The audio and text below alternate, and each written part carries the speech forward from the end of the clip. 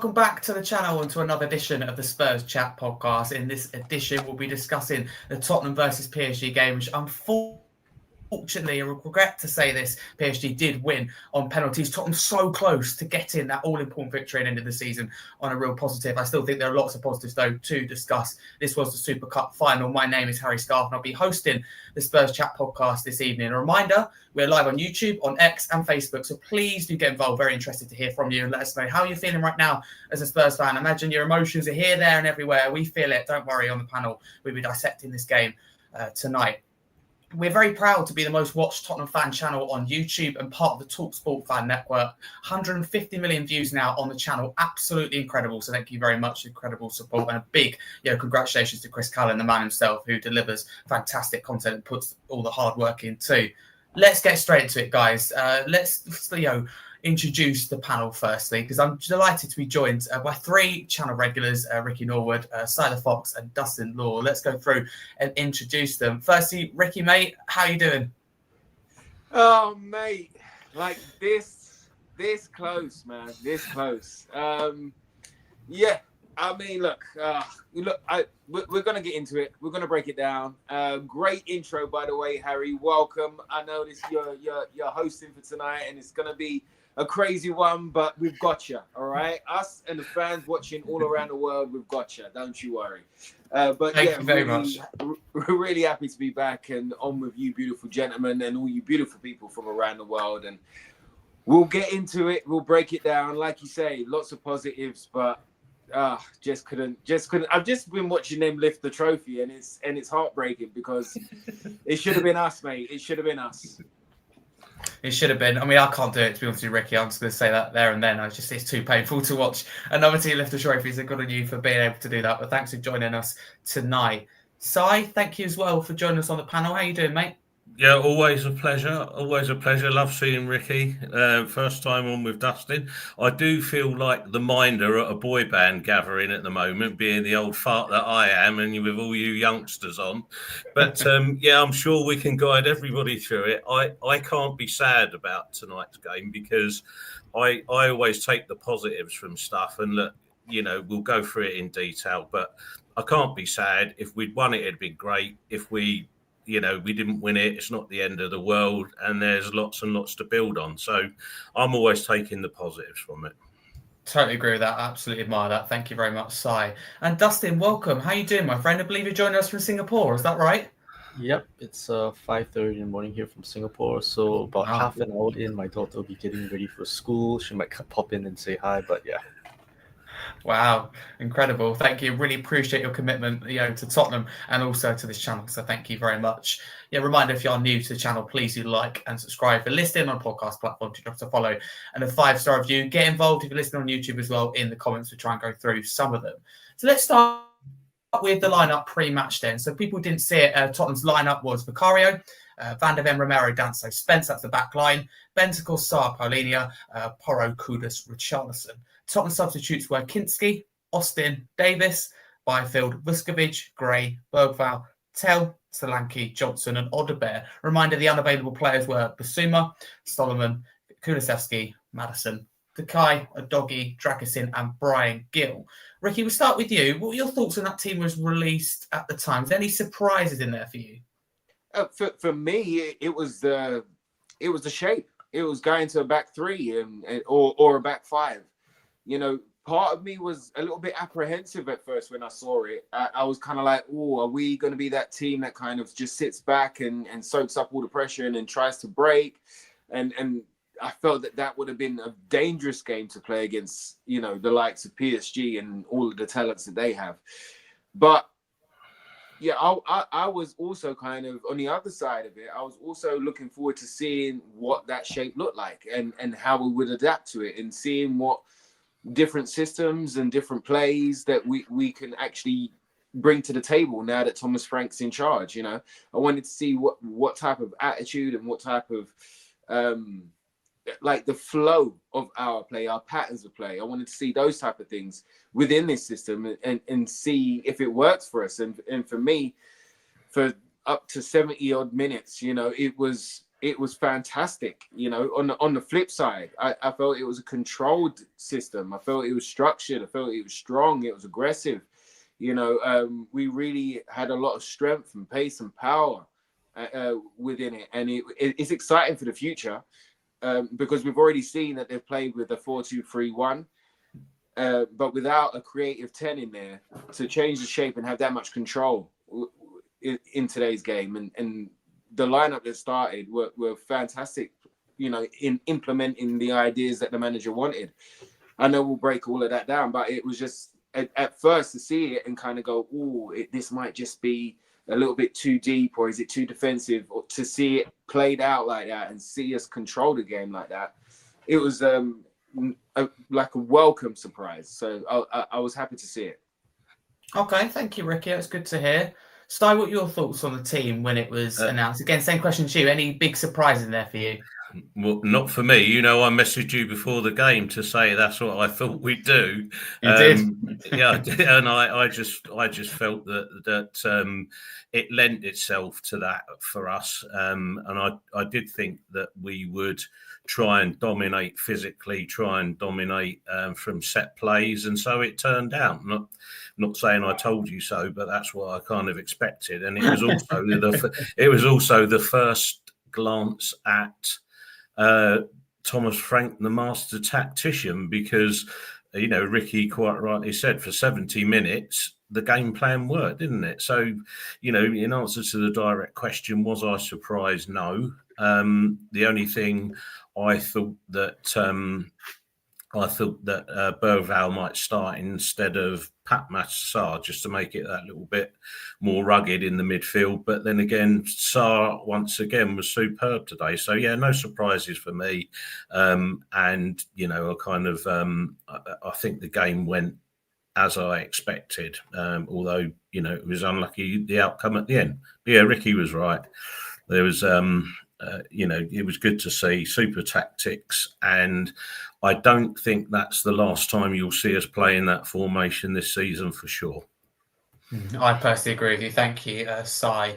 Dustin, I want to get your thoughts, because I looked at that team, I was happy firstly, but I was concerned where the creativity will come from. As Ricky said himself, we will get into it, but I think that quite quickly wasn't an issue, if that makes sense. So were you concerned, like me and several other fans at the time, that there's no Bergvall? So I mentioned it. Where would the creativity come from?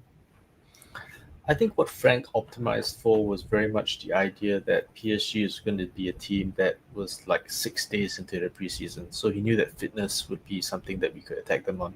So having three at the back, but three at the back isn't necessarily defensive because of the way that our centre-backs are deployed. So one of the things that happened was that Van der Ven had a lot of freedom to go and advance in order to make sure that Vitinha didn't get on the ball. Anyone that was in midfield that was a passer wouldn't be able to get possession.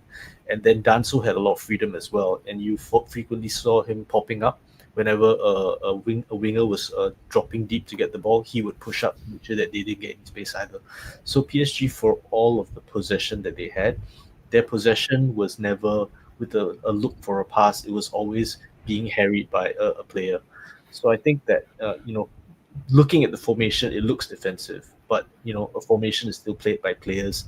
The positions can change, and a lot of it was how aggressive we were in the press, and the press was extremely aggressive. And I think that the lack of creativity is made up for the fact that you're making possessions, you're stealing possession from them, you're making interceptions. Sarr made tons of interceptions in that third, so there was quite a large amount of time that PSG was actually hemmed into their own half while we were harrying them for the ball. They maybe have been keeping possession, but you know, they were not doing that much of it, and we were overturning possession in their half frequently. And that's where the creativity came from, not so much from picking passes, but just from stealing the ball and them being out of shape. Okay, no, that's really interesting. Totally agree with you. I think we've done all those things really well. So thank you, Dustin, for your input on that. Before we go dissect, you know, the actual, findings of the game itself, I want to go through some stats. So ball possession in the end, PSG 74% to Tottenham's 26%. Total shots 12 for PSG, 13 for Tottenham. Shots on target 3 for PSG, 5 for Tottenham to win on both shots and shots on target. Both teams creating one big chance, 0 chances in terms of big chances missed, and 90% pass accuracy for PSG compared to Tottenham's 70%. Both teams committing 12 fouls. PSG 7 corners to Tottenham's 2. They're just some of the things that stand out. Yellow cards 3 PSG, just 2 for Tottenham. So yeah, there's tackles in there as well. It's really interesting. 9 for PSG, 14 from Tottenham. A lot more blocks and interceptions from Tottenham. So dive into the stats. I think it shows you that it was quite even and maybe Tottenham have been hard done by. But let's get into the game. So firstly, one thing I want to talk about, and I'm going to do it now because it began right at the very start. That's the thing. Danso, 2 very long throw-ins in the first 3 minutes. I mean, Simon, come back to you. I mean, they're really impressive. Danso spoke about he won this, long throw audition, which as fans knew because it leaked on social media that it happened in training. I mean, that really impressed me. How far it went. Was that a big surprise to you? And maybe a secret weapon? Are we still in disguise? Go on, sir. I love that. Danso Delap. I'm not surprised because obviously, it was leaked out there. And I'm also not surprised at I think I said earlier, the way we decided to attack them was to be physical in the box. And what everybody else has said about the press was always going to give us chances. So, I don't know if you saw the start to the second half when Vitinha tried to put it out by our corner flag and shanked it. But that's all part of the modern game, get the pressure on early. And if you remember going back to the Brentford days with Thomas Frank, he kind of had a blitz at the start of the game and put the pressure on. So long throws, free kicks, high press, high energy. It was, kind of everything you'd expect from Thomas Frank. And the other thing for me is there's lots of speculation on how we're going to play, or is this good or is that good. I just want to remind everybody Thomas Frank is only kind of 8 weeks into the role, so everything he's doing is new to the players. Everything they're trying is going to be new to them, and it's going to take a little while to bed in. But if it's going to be a high pressure game like that against a team where we're physically superior, then I'm okay with it. And I don't know if you saw the lineups at the start, but we've gone from a team of, average height players. We're now the land of the giants when you look along that line. And if that's where you are, then you'd be daft not to use long throws, corners, free kicks and everything else because you've got a competitive edge. So, yeah, I wasn't surprised with that as a tactic. And, I think, was it Ben Davies come second? So if we're playing Ben Davies at all, we've got a couple of them that can do it. So, yeah, it's all very interesting. But like I said, early days, bedding stuff in, press high from the start, put pressure on the Brentford blitz. Yeah, all good stuff for me. All good stuff to build on again. Certainly, thank you. Ricky, I mean, it felt like almost having a corner, didn't it? In fact, it felt more like kind of important that we got these throw-ins. It just felt like, because Tottenham have been exposed, haven't we, we play the FA Cup, like with any top team to throw-ins. You get teams that have very good throw-ins, often smaller in the FA Cup, they come against bigger teams. But this could be, again, I think just like a secret weapon that could, because whether we like it or not, set pieces are, can decide games, can't they, Ricky? They can win or lose games. They're critically important.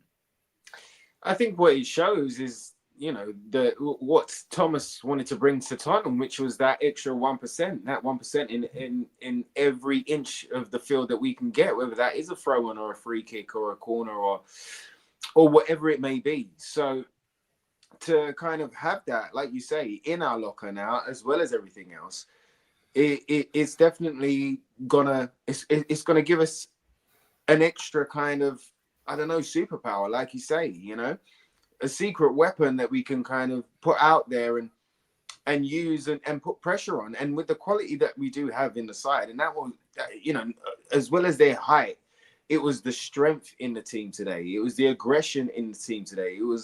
It was the little things that I liked were like the tactical fouls and the little shoves and the leans and Kudus using his body. And so we've got strength in there across the field, well, especially in that first starting lineup today.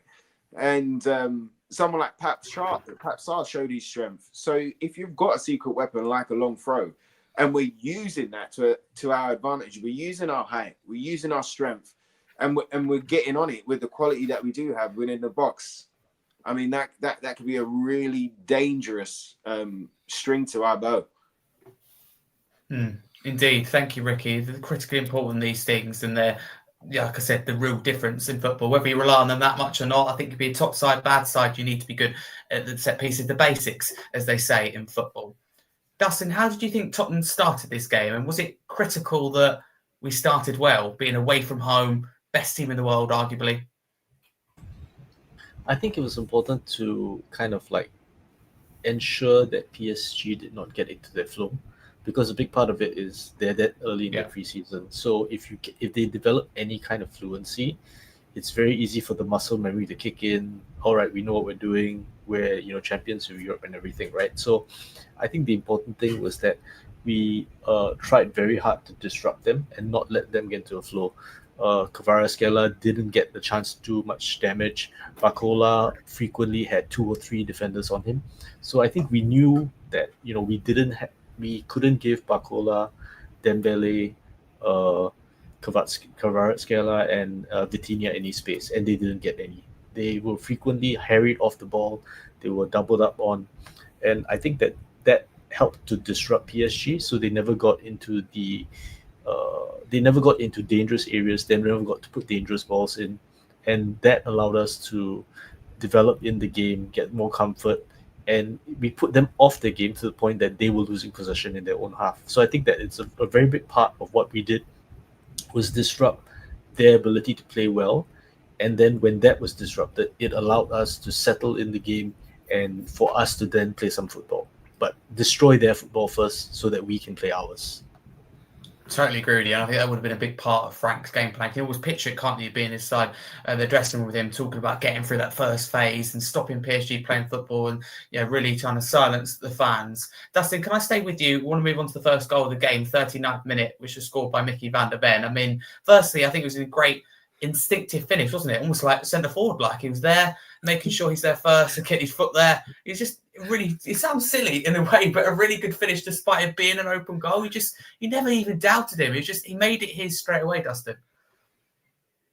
100%. What I noticed most about that particular goal was the amount of players we had in their box. I think we had something like 3 to 4, maybe even up to 5 players in the box. And one theme that I noticed from that is that we had a lot of set pieces that were going to Romero at the far post. And he scored the goal for the second goal from that. But the first goal, his flick on to, I think it was Paulinho, was also that flighted ball at the far post. So it's kind of like flight the ball to the far post. The defender can't track Romero because he's behind him. Romero gets a good flick on, and then Paulinho gets unlucky to hit the bar, but Van der Ven's following up. So I think a big part of it is, again, Frank's strength with set pieces. And the thing about Ange, which I never understood, was that he never wanted to think of set pieces as a thing to develop on. But set pieces are so different. It's the only time football is like baseball. It's the only time that the entire game stops and you can set up something that, and we've seen with Brentford, like they had a phase last season where they scored goals, within the first few minutes of the game because they had a set play that most teams would not have prepared for. So I think that the danger that we presented from set pieces was very interesting because it means that that's another string in our bow, another one of those like 1%, 2% things that we start getting better at, where we can create things from nothing. So even if we're under the cosh the entire game, get a set piece and we have a much higher chance of doing something with it, changing the momentum, changing the game state, and allowing ourselves an opportunity to get a foothold in the game rather than relying on like one specific way of scoring. Okay, that's interesting. Thank you very much, Dustin. I personally really agree with you. That's Van der Ven's first goal for Tottenham in 15 months. Si, I come to you. Another goal from a set piece under Thomas Frank. Is it good to see us take them seriously? Yeah, of course it is. And if you look, the Woolwich Wanderers, I don't know how many points they got because I'm really not interested in them. But I couldn't even tell you. I don't even know players in their team, to be quite honest, until we see them twice a season. But anyway, they got a lot of points from that from last season, as have other teams. So I think it is something that needs to be looked at. And I also think that if you're going to be good at attacking set pieces, I also think that mirrors in your defensive plays as well. So if you're good at attacking, when you come to defending your own box, then, against set pieces, you're going to be pretty good at it. But if you look at the three we had at the back with Polinia there, Danso, Romero and Van der Ven and Polinia, they're all good in the air. Richie's good in the air. You're going to defend well and you're going to attack well. I do agree with what Dustin said. The finish was, Mickey being calm again. And I don't think it will be 15 months before we see him score again. In fact, I think, we talk about creativity. Yes, there are still some issues there and some holes in the squad, in my opinion, because of the injuries and stuff we've got. But if you've got set pieces and you share goals around the team, then, you can make up for the loss of goals in other areas. And also, for me, if you're not giving away so many, you stand the chance of staying in games longer. Perhaps you can nick a couple of games that we didn't last season. And, set pieces will play a key part in that. That's just my take on it anyway. No, fair enough. Thank you very much, Si. Ricky, it was a good save, wasn't it, from PSG's goalkeeper initially from that Polinia little flick, which deflected, and then I think it was a really impressive save before it comes to Van der Ven. Yeah, no, it was, but like you say, Paulinia's instinctive strike, he was unlucky not to score that, and that's what was good about us, especially in that first half, is that we were taking every opportunity. That Frank set up that team to go out and win it. And you saw the energy in the boys. It wasn't just a system, but it was a system played with energy, with boys that wanted to win it. They were fighting for each other. They were moving for each other. So every opportunity, I felt we were going to score. We was in the flow of the game. So when it came down to that, the fact that it was not just a kind of set piece, direct goal, but it was a bit of a team set piece, like you say, there was a bit of a header. He found his man. Not only did Paulinia get a great strike off, but Mickey followed it in as well. He didn't give it up. He kept it going, which is all positive signs for us right now, because they were switched on. They were switched on for a very long time, and we used our strength, height, and physicality today, and in the right ways, and that's how that goal was made. So I think it is a positive sign for the future, definitely. Lovely stuff, thank you. Half-time, Tottenham went into it with a 1-0 lead. So here are your half-time stats. Earlier we read out the full-time stats. So in the first half, XG-wise, 0.27 for PSG and 1.2 for Spurs. I think that tells you all you need to know. Tottenham clearly on top. Possession 71% though PSG and 29% Spurs. Shots for PSG to Spurs is 9. Shots on target 0 PSG, 3 Spurs. Big chances 0 PSG and 1 Spurs. Corners 3 PSG and Tottenham 1. Ricky, can I stay with you? Focusing and zooming in, I suppose, on that first half. What do you make of it? And did we deserve to be ahead of the break like we were? I felt we 100% deserve to be in front at the break. We frustrated PSG.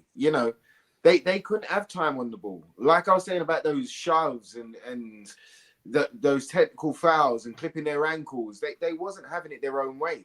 You look at, I can never say his name, Kvaratskhelia. You look at him and Doué. They were shut down. And that's where the back three and Paulinia and Bentancur and Papsar were fantastic, because we doubled up on their wingers, and plus there was a covering man. Every single time their danger men got in there. Look how deep Dembele was, and we pushed them, we forced them back. We forced them to take a pass that they didn't want. And how many times did PSG give us the ball back with a loose pass, or, you know, Papsar nipped in there and took the ball and kept that ball moving. So we was, you know, yes, they had the possession, as in they knocked it around midfield a couple of times, but they done nothing with it apart from give it back to us, or we nicked it off them. And that was the collective game plan that you saw working for so long. You know, and so when it came down to the goal, I think we could have got a second goal in the first half. There was another chance just before the half finished where we was unlucky. I can't remember it. I can't remember who. The Kudos header hit the post. There was a Kudos header hit the post. Yes, there you go. Yeah. So, like, we could have been 2-0 up, and that would have been thoroughly deserved too. You know, I thought Kudos was outstanding today. I felt there 90% of that team were fantastic today. Up until 70 odd minutes, they ran themselves ragged. They were committed. They played like Spartans. They played for each other, left and right. You know, they covered their man. They were there. Paulinho, we saw a lot of good things from Paulinho and what he can bring as the disruptor. I felt that after a week's worth of training in that first half, you saw how he can disrupt. And it's not like, you know, it's not Messi-esque. It's very Makelele-esque in the sense of doing the dirty stuff, getting a toe in, stopping their transition, stopping their breakdown, stopping their counter presses on us. He done that so well. You know, Bentancur again, he was all over the park. Papsar, oh my gosh, you know, I think we're seeing the emergence of a midfielder that we've been after for a long time in Papsar. He's had a very strong preseason, you know, and coming into today, that first half, and then he built on it in the second half. But that first half, I felt he was, again, everywhere. Nippy, niggly, strong. He even had like a couple of strikes at goal, you know. He was everywhere, and he wanted that. He wanted to not only to win for, you know, every fan in that stadium, but he wanted to win for his brothers that he was fighting alongside, his teammates. And he wanted to keep that kind of Sonny family feel going as well, I feel. You know, so there was a lot of good things happening. We should have been 2-0 up at least in that first half, because we really executed our plan and made PSG look ordinary for long periods of that, you know, and frustrated their danger men where you could see them throwing tantrums. All of those are positive signs. Yeah, well said, Ricky. Totally agree with you. Thank you. Si, do you agree with Ricky that we could have been, and maybe should have been as well, more than 1-0 up at the break? Without a shadow of a doubt. I mean, there was the Kudus chance, and then the other chance was when Richarlison and Kudus broke and Richie hit a shot. And if that hadn't have been deflected, I think it was going in the top left-hand corner as we were looking at it. And I think that saved the keeper. So, you know, and look, for me, fair play to Richarlison. I thought he had a really good game tonight. And, you know, if you look at him when he came off and when Paulinho came off, it changed the balance in the team. But everybody forgets about Paulinho. He's coming off the back of a big injury from last year, and it's going to take him a little while to get his match fitness, to get his rhythm, as Ricky says, you know. And Richie, lo and behold, you know, with some time in his legs, you know, fingers crossed, if he's staying at the club, we want him fit. We want the Richie that we saw tonight, not the Richie that we've seen at other times, you know, in the previous seasons. But, you know, we just thoroughly deserve to go in at the break ahead. And also, I think the other thing for me is that don't forget who we were playing. You know, we were playing the best team in Europe, were we not? Like, we were playing the most potent attack, a team that has scored 168 goals last season. And yet we were toe-to-toe with them, playing them tactically the way that Thomas Frank want to play them. And, you know, we produced a very good half of football. And it's often been said, hasn't it, that possession wins you nothing.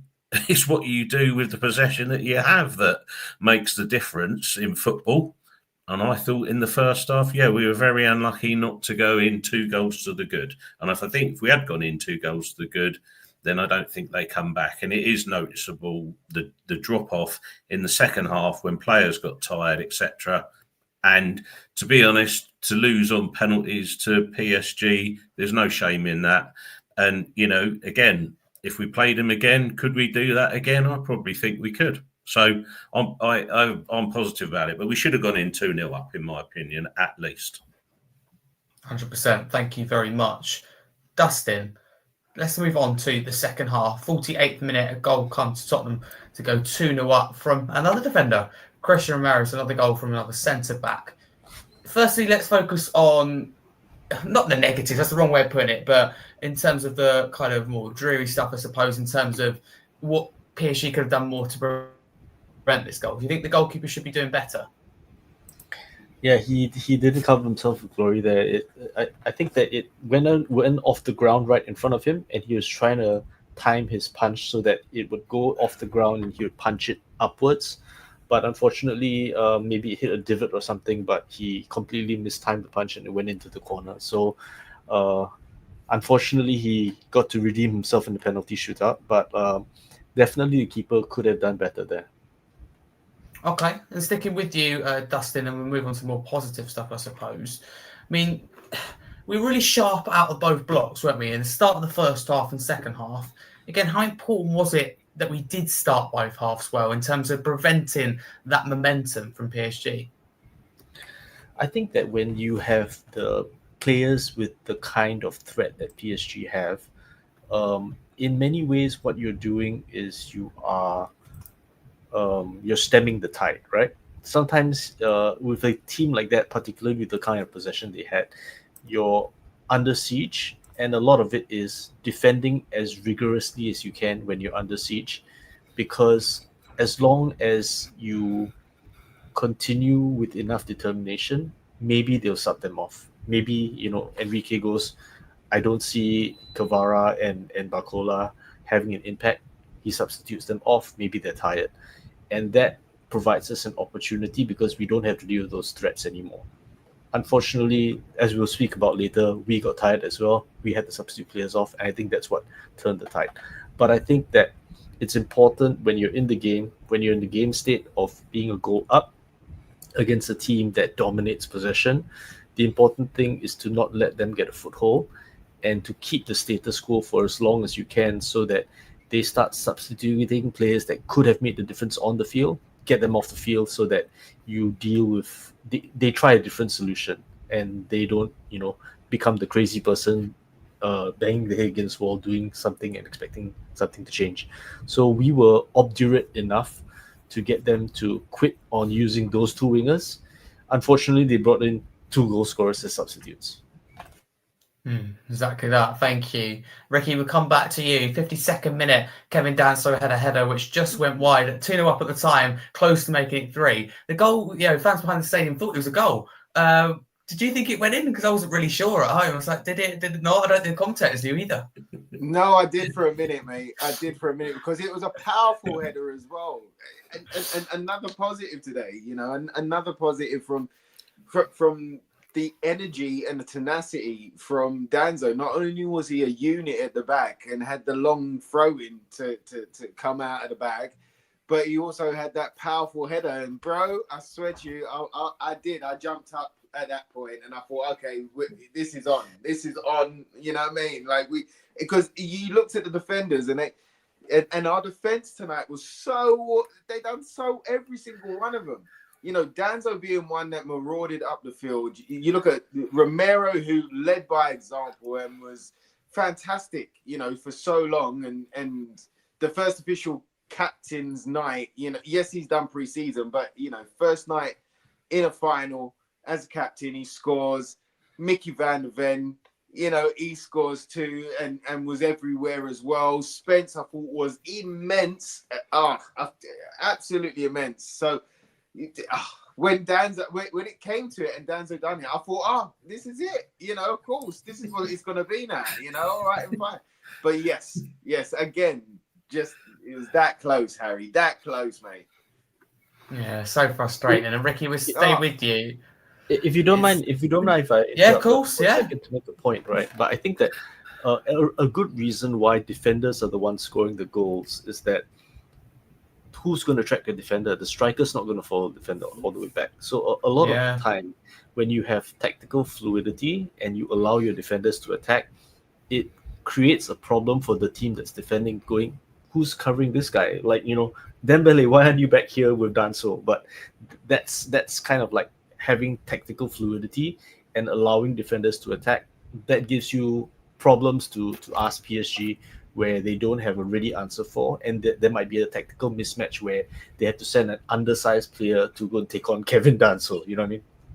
Yeah, can I just add one point? Can I add a point? To the Romero goal as well, because like what you're saying is like that Romero goal where he snuck off the, but everyone was he was concentrating on everybody else, but then Romero just snuck off around the back to score that. The second goal.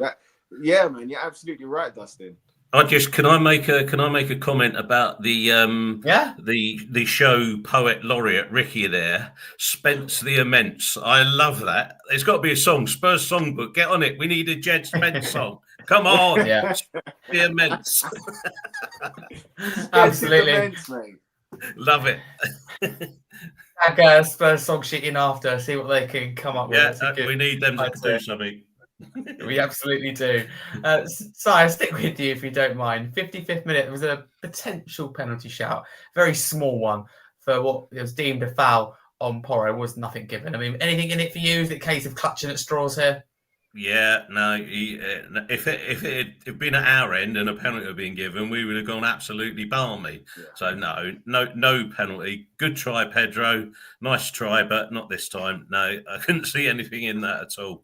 But I think again, let's look at what we did. We still, we were saying that they had Kvaratskhelia and Dembele and all those Barcola are still on the pitch at the time. And there's Pedro Porro in the opposition's box. Fantastic.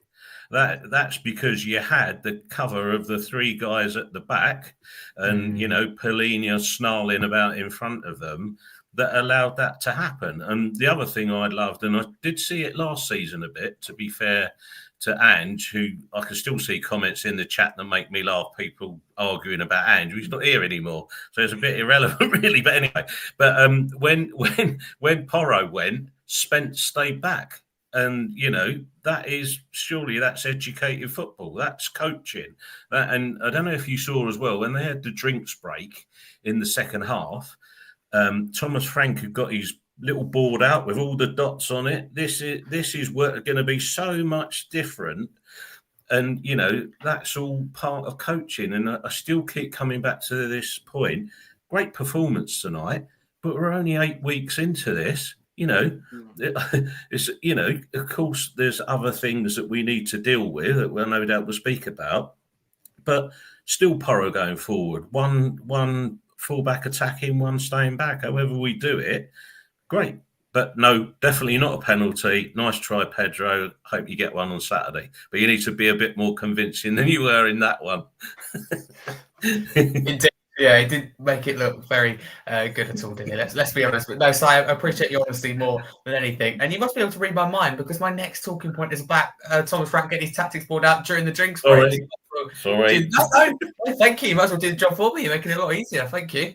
Absolutely fine with me. Ricky and I are known not to be quiet, to be fair. So...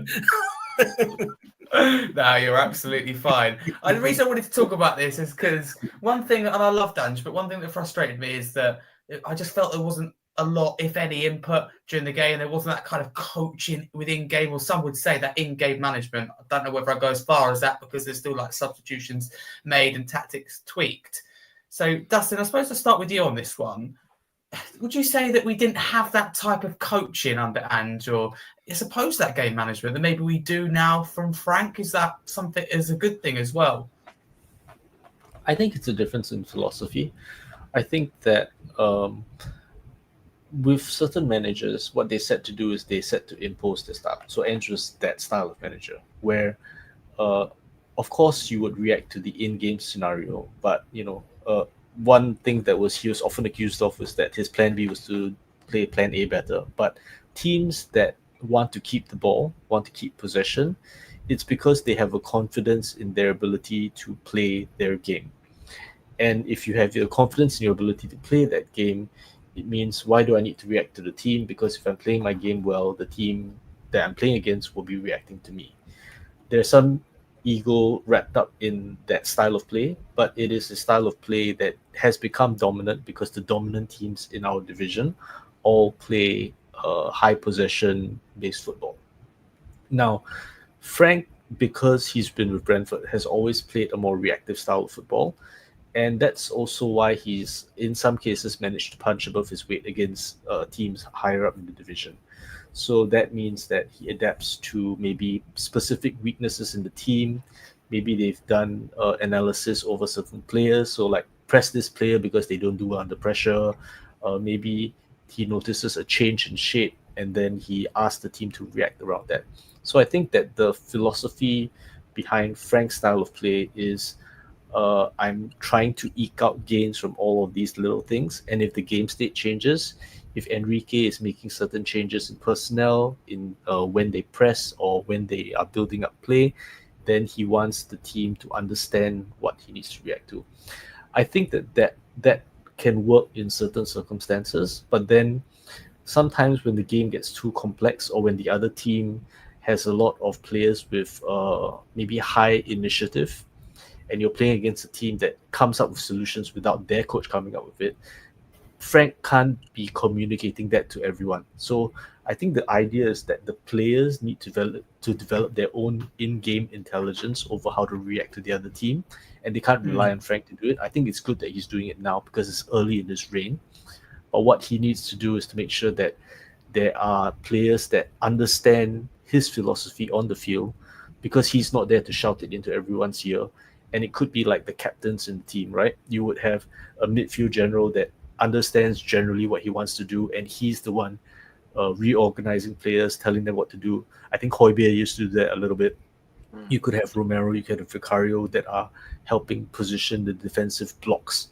And I think that makes sense. The only question is whether the players become over-reliant on Frank to interpret what the solution should be for them.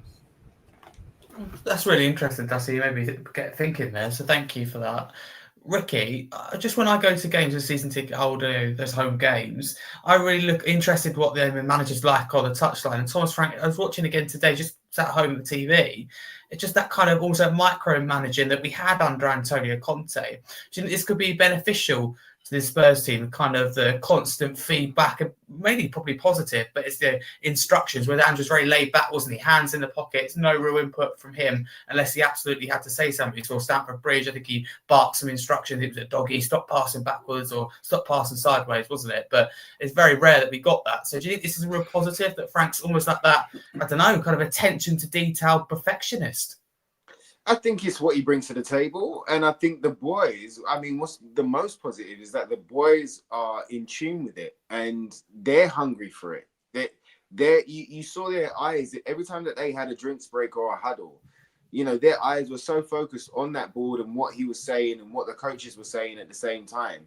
And they then went onto the field to implement that plan. That is fantastic. You know, so the boys are eating it up. But there are so many different styles of management. I mean, if you look at Luis Enrique tonight, we frustrated him so much that he sat so far back in his chair and he was sulking for ages. And even after they got the first goal back, he was still sulking. You know, it was only at the end of the game that he had a smile on his face and then was, you know, celebrating like they should have won it. And end of the day, they, you know, I feel in my heart, and yes, I'm a Tottenham fan, but they shouldn't have won it. But you look at him as a manager and how much they've just, you know, they've won the Champions League and they've won, you know, what is it called?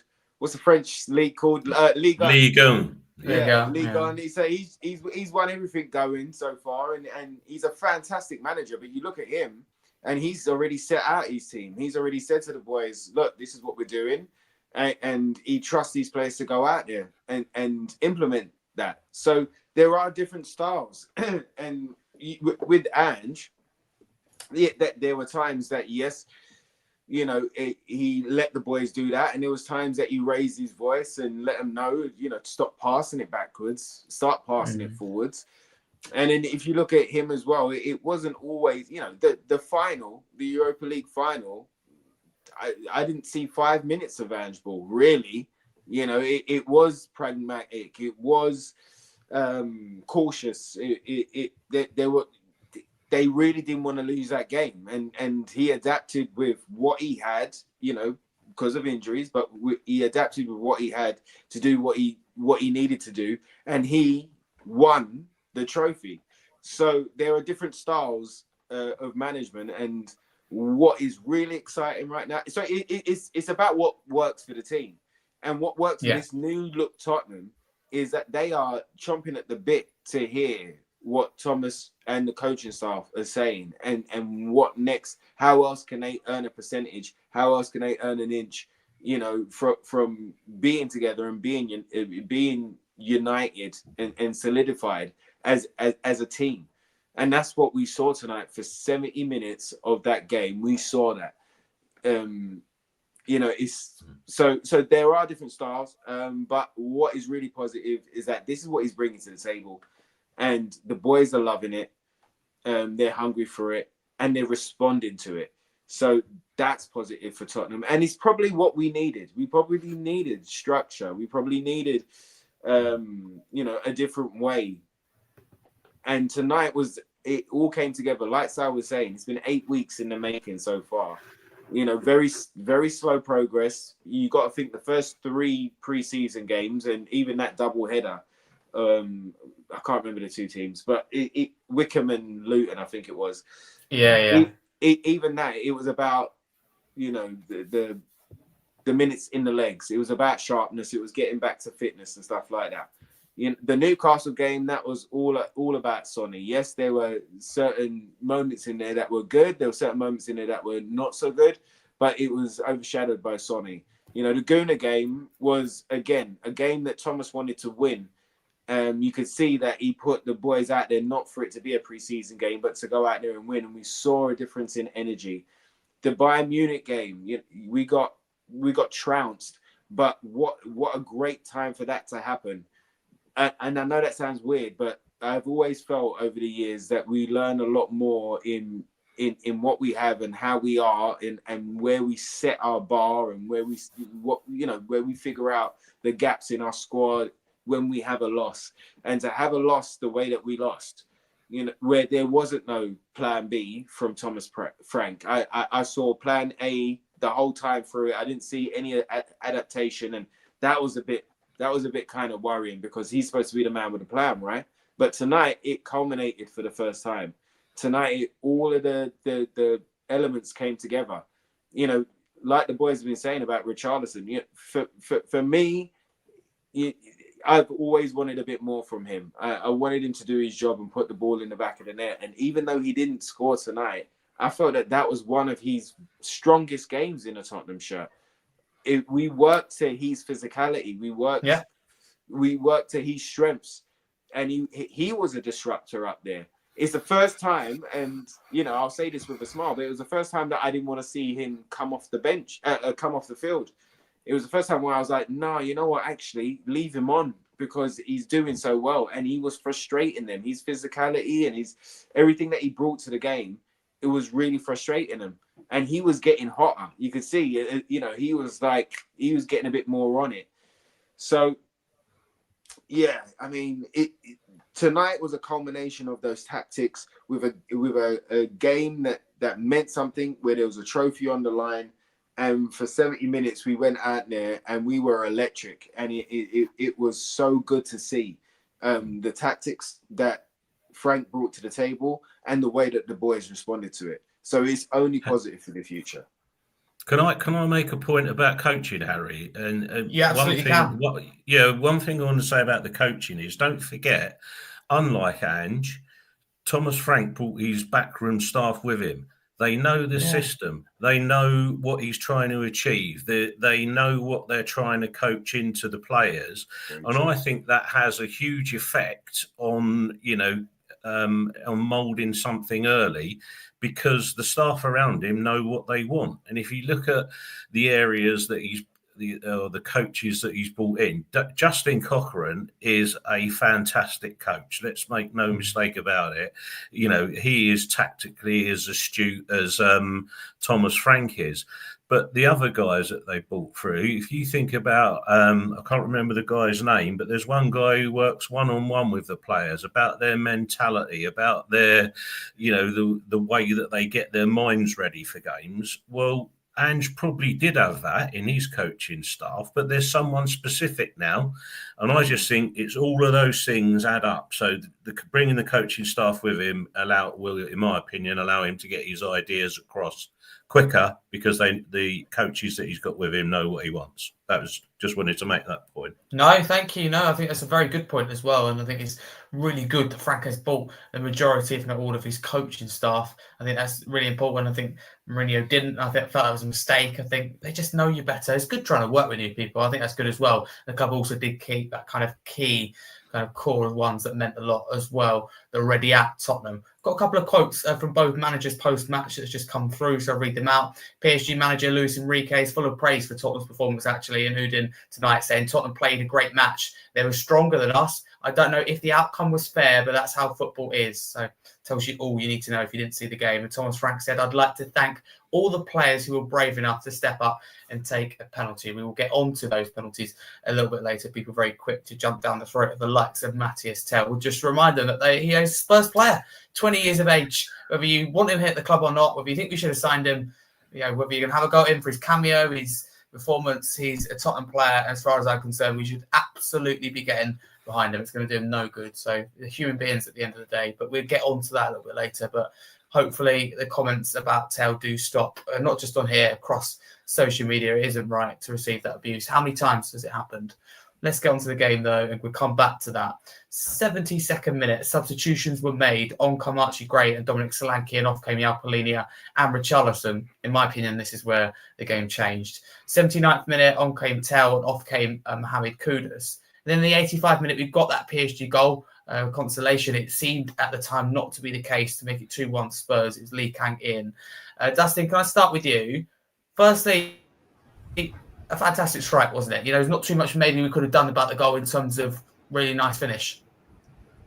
Yeah, nothing much you can done but goal. Actually, I taken notes of the game, and I think what I noticed was the notes that I made was kind of like after the 60th minute. So this was before the substitutions, but we started to tire. Right, that's when Hakimi had a great run, but he passed it instead of shooting, and then, you know, the play he passed to was offside. Then PSG scored, but Ruiz is offside. So twice already they had like either great chances or scored offside goals. And like at 69 minutes, I made the observation that the press is less intense, and PSG were like picking up the ball and getting time to make passes. So I think that people talk about like, why did you make the substitution? Players were tired. So, you know, it's either PSG get the time and beat the players that had been playing well the entire game already, or we make the substitution and hope that our depth is good enough. I think that what we can take from this is that we need signings.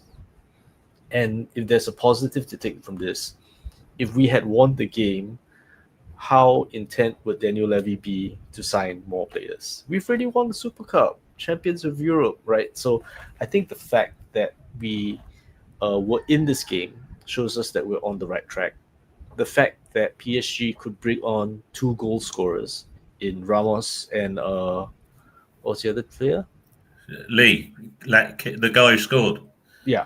So the fact that PSG could bring in Lee Kang in and Ramos, and their depth scored, and our depth, Archie Gray tried his best, but it shows us where we are lacking, where we need signings.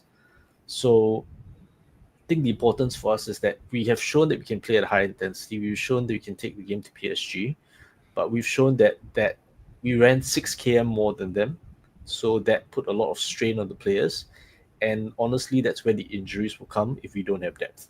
So we've got to be able to substitute players on that can continue to maintain that pressure, or play in a different way that allows us to keep our leads without getting injuries, without losing the game. And this tells us everything we need to know about what we have to do in the transfer window. Yeah, I totally agree with you, Justin. Again, well said. I think if you don't bring in the right players, the right quality, that's the thing. You look at Van der Ven and Romero's injury record, you don't want them having to play 40, 50 games a year. Of course, we'd love to see them on the pitch. They're our best centre-backs available, but we don't want to take that risk. We want to be also that element of protection. It's like Richarlison, right? Ricky, you say you didn't want him to come off. I felt totally the same. But then if I started to think about it, I thought, yeah, but what if he got injured and then let's say done ACL or something, was out 6-7 months, we'd all be moaning, what's he doing on that long after just coming back? Same with Solanke. Fans moan that, why has he come on? He had no impact. But if he hadn't got on, and Burnley's a little bit rusty and, hasn't been moving as much because he hasn't got any minutes in the tank, then gets injured, Burnley pulls up, then fans moan then. So I think it's very easy for us and myself included to sit here and go, this player should be playing longer, or this is the reason this player gets injured. But there's a lot more to it, like the substitutions with Frank, which we will get onto. It's not just as easy as okay, let's keep Kudus and Richarlison on, because they're both absolutely knackered towards the end. Can I stay with you actually, Dustin, on this, and still sticking with that PSG first goal to make it 2-1? Would you say we missed Richarlison and Kudus, let's talk about them, to maybe hold up the ball, to break away and counter? Because I just felt we sat too deep at this point, and the others like Tels Solanke just didn't quite offer what those two did. 100%. So in my opinion, what Kudus did was that we've had a long time since we had a winger that can beat this man. It gives me like Bale and Lennon vibes, but not only can he beat this man, he's also extremely strong on the ball, a bit like Moussa Dembele. So you've got a player that you can just fire a ball at him.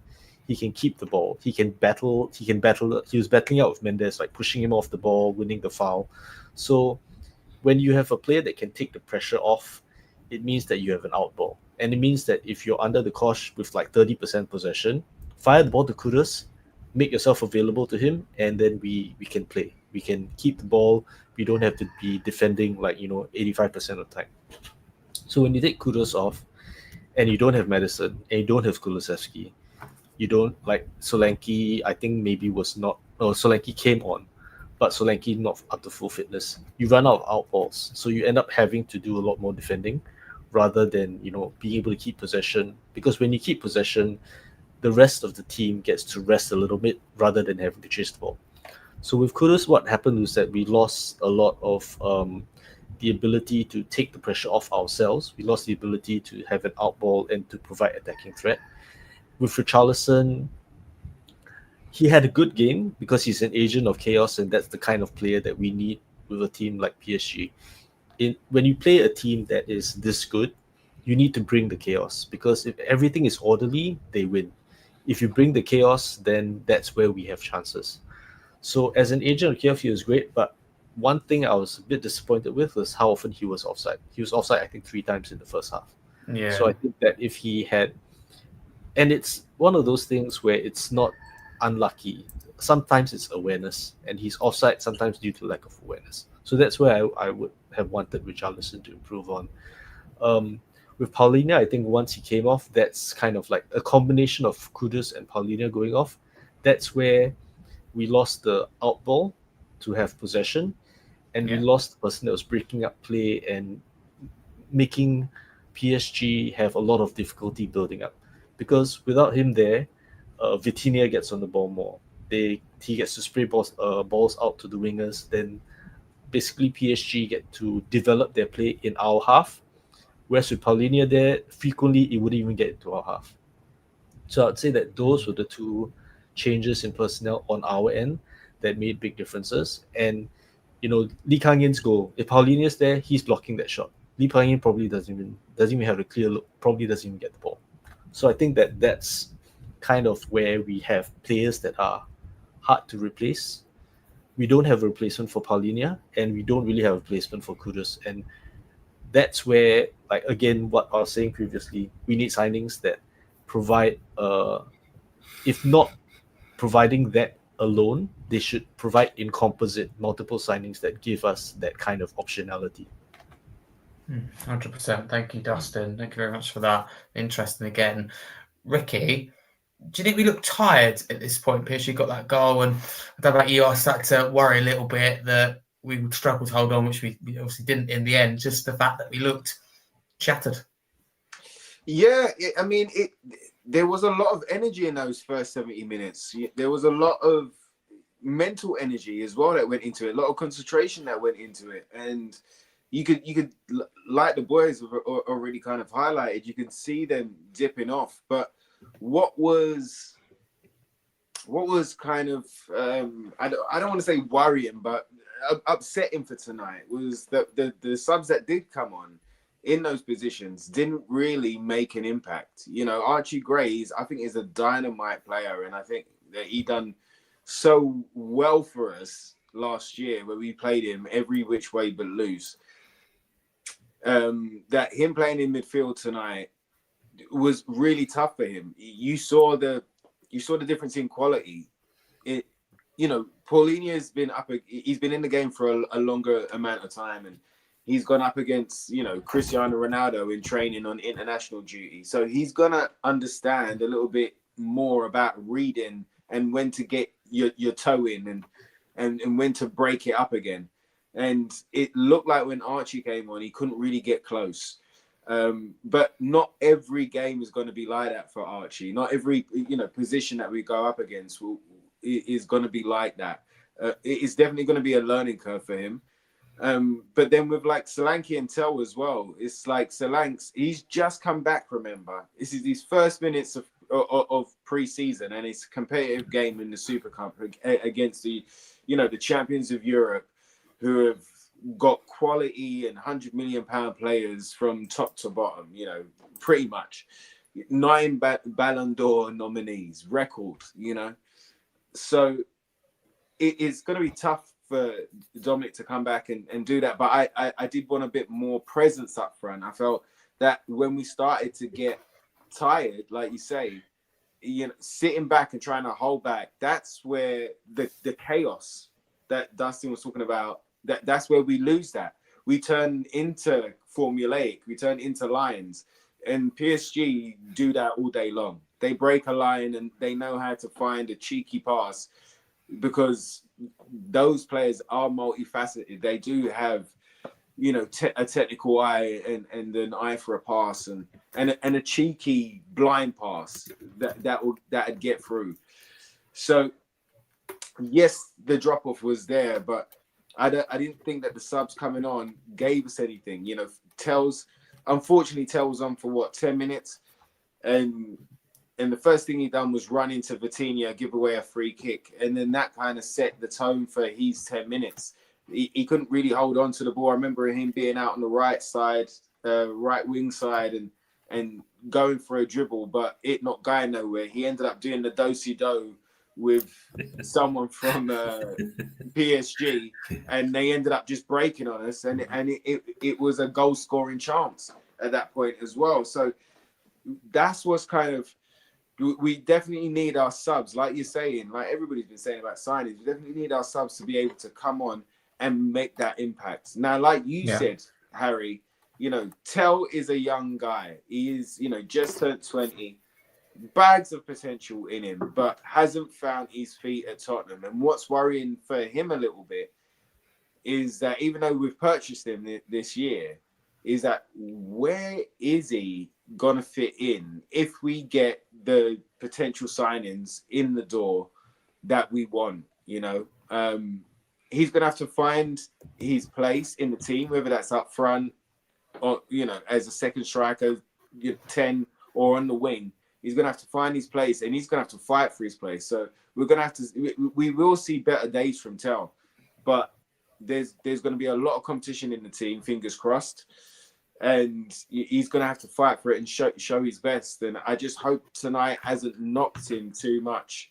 I hope it, and I hope that the abuse, I hope he isn't getting too much abuse, but goodness gracious, he's had 10 minutes. He's not really warm. He couldn't get into the game. The touches that he had were loose, and then he's gone up for a penalty as well. The fact that he had the confidence to step up and the responsibility to step up, I appreciate, but it looked like he just looked very cold when he came on. So that's what's worrying for me, is definitely the impact that the subs didn't have. You know, even if Archie came on and had a sliding challenge or bumped into somebody or had a tackle that wasn't, you know, that got him a yellow card, I would have taken that. But he just couldn't get in, nor could Solanke. He couldn't do what he does, which is hold up the ball and be a strength monster. And Tell, unfortunately, Tell was just, you know, he was cold. He came on cold, and he never got the minutes to be, or the touches on the ball to get into the game. So that's what like you say, we definitely need more quality to be able to come off the bench and not have the quality of our team performance drop so far. Okay, no, that's interesting. Thank you, Ricky. I totally agree with you. I think you're spot on, by the way. And Tell, there's a genuine conversation to be had about why did we sign him and how he's getting on at Tottenham. But it's really frustrating that people can't have that conversation without throwing, you know, stuff that shouldn't be thrown at him at 20 years of age. But I don't want to get into it because I find it wrong and frustrating. 89th minute, PSG had another penalty claim. I mean, it would have been very soft, I think, that one. So we won't discuss that at all. Nothing in it at all. 89th minute, Bergvall came on and Pat Matasar went off. We don't care when PSG won a penalty. We only talk about it when Spurs won it. There was 6 minutes of additional time. So would it be fair to say that it really dragged? I mean, for me, it just felt like, you know, the whole life was awaited on added time. Yeah, but again, you know, look, let's deal with the penalty one first. If Pedro Porro's wasn't a penalty, well, that one was laughable. That one, there's nowhere near a penalty. Look, for all the reasons that, you know, the guys have just been through, our problem was we couldn't keep the ball away from our goal for long enough periods just to ease the pressure on the back line. And, you know, the more pressure you're under, the more running you're doing, the more chasing you're doing. And for me, that's going to ultimately break you down at some point. Now, we could have hung on till the end, maybe.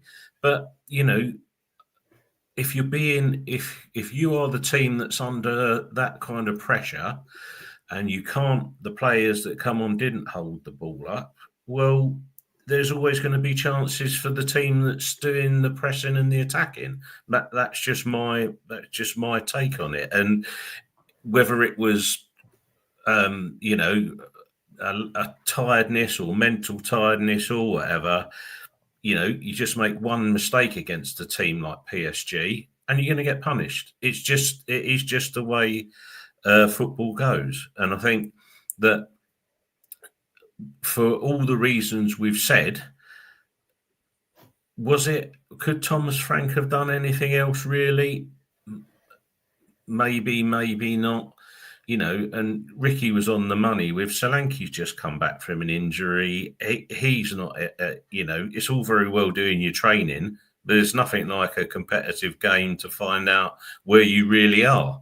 That's just how football goes. You know, you be as fit as you like in training, but when the ball's pinging around and players are coming at you and the hustle bustle of a game, it's a completely different scenario. Yeah, match fitness, yeah, definitely. Yeah, it is. And I just think that, you know, the ball keep going back on the Spurs, back on Spurs.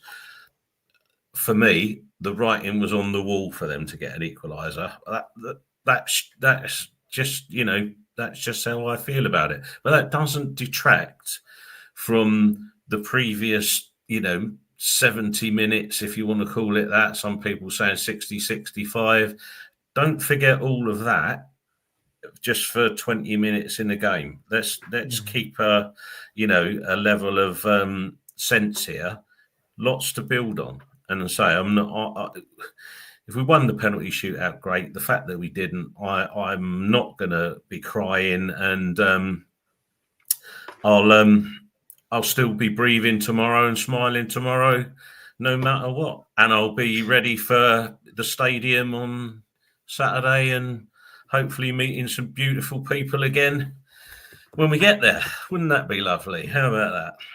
It would be, as well as 3 points, to tell you that side. No, I totally do agree with you. Fingers crossed. Dustin, can I come back to you? Because in the 4th minute of additional time, PSG unfortunately got that all-important equaliser from Gonzalo Ramos, the substitute. I mean, it's heartbreak, wasn't it, to concede that late? I mean, did you think we'd make it through to the final whistle? Well, I think that the pressure was building up, and kind of like with the game state being what it was just going to be. Even if we get squeaked through, it would have. We knew that based on performance and based on the trajectory of the game, PSG were on their way back. So I think that it's a useful lesson for us in. We wanted to win that trophy, but arguably, it's better for us to learn this lesson now to know that before the window closes, we need those signings. There's no excuse for it. We can't get over the line because our depth. No disrespect to them, our depth cannot keep PSG out. And if you can't keep PSG out, you're going to have problems with any of the big six. So pull a finger out and get those signings across the line, because without that, we're going to suffer the same or worse that we did last season. Totally agree with you. Dustin, can I stay with you? Again, on that second goal, I mean, it was a nicely worked move, wasn't it? I hate to say it, and very clinical from PSG. It was boom, boom, boom, goal. Yeah, 100%. I mean, it's very hard to keep Hakimi out. Basically, it was like a Dembele cutback after Hakimi through pass. And to be frank, Spence did very well. The thing about Spence is that he loves defending. He's not just like an attacking fullback that doesn't really defend.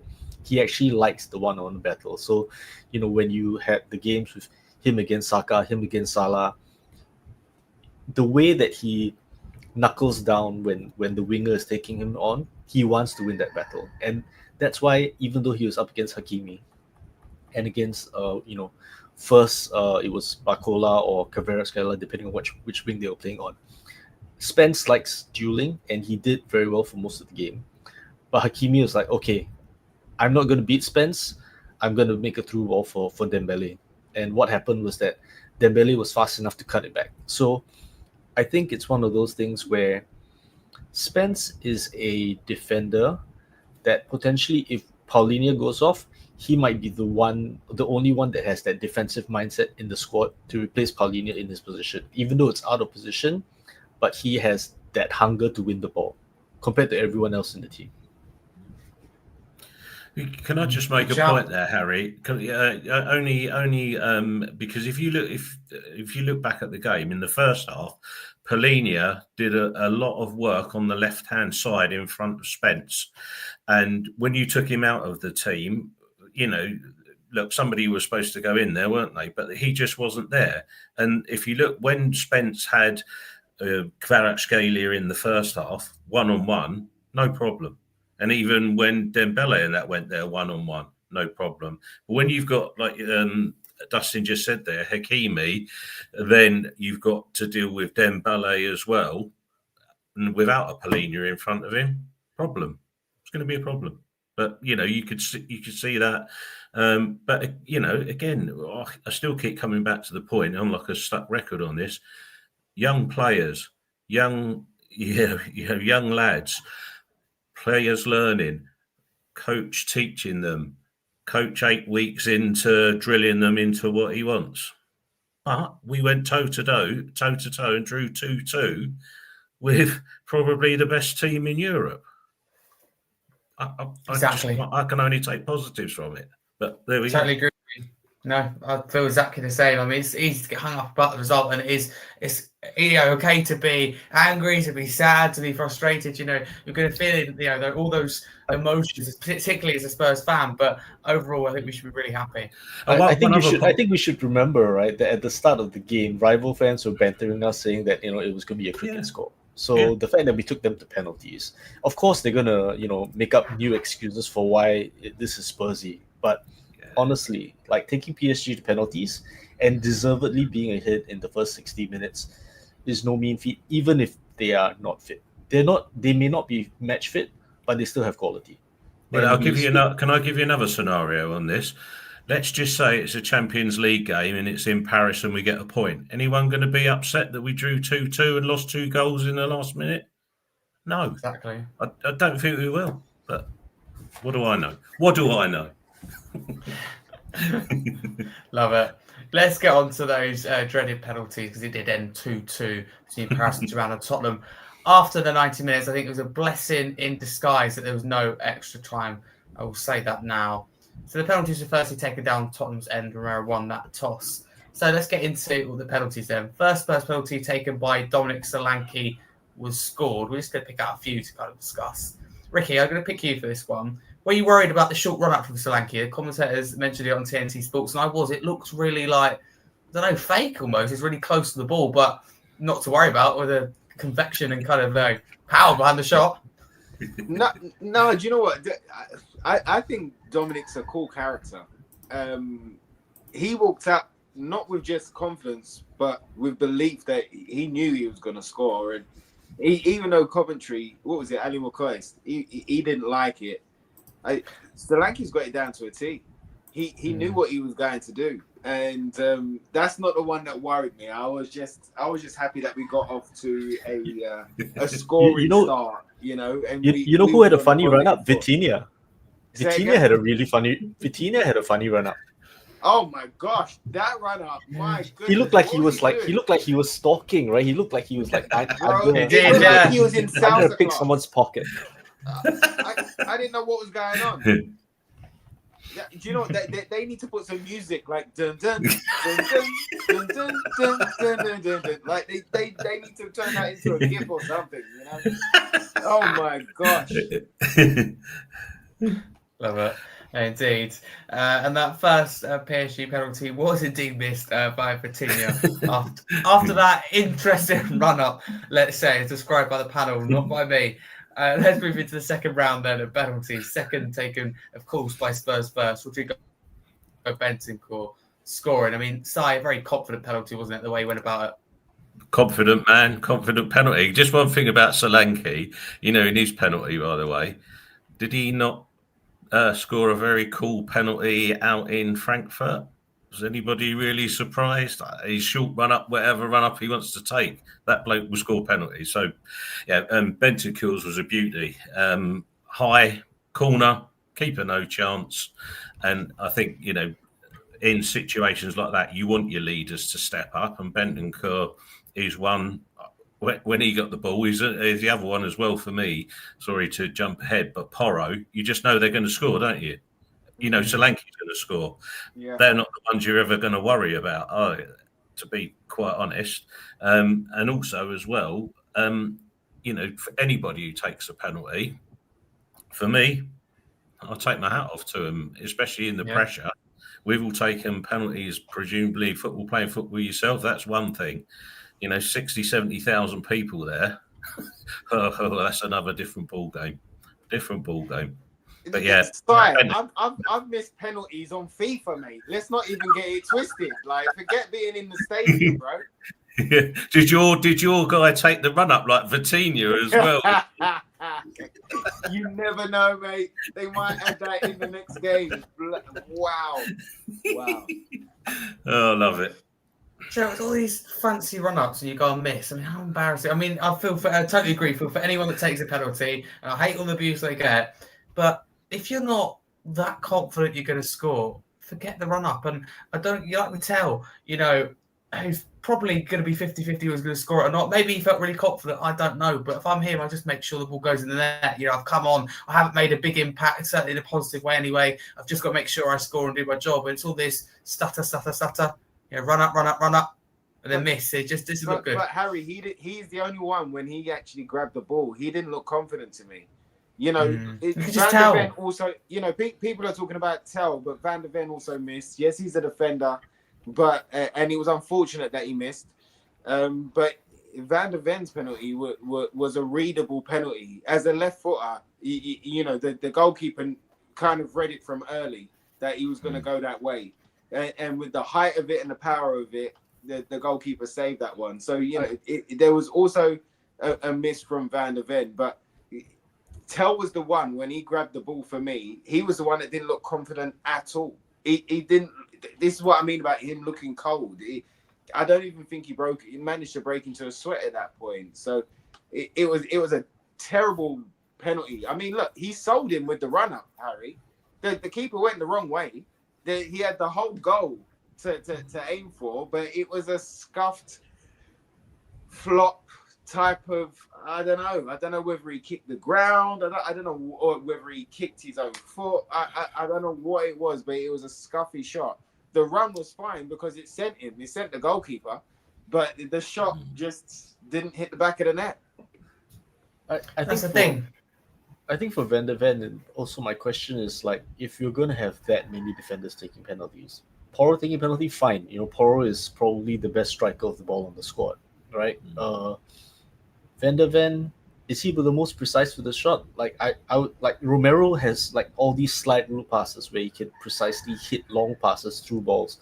I would prefer Romero taking penalty rather than Van der Ven. He scored goals before, but they've all been like volleys, and he's been in a good position.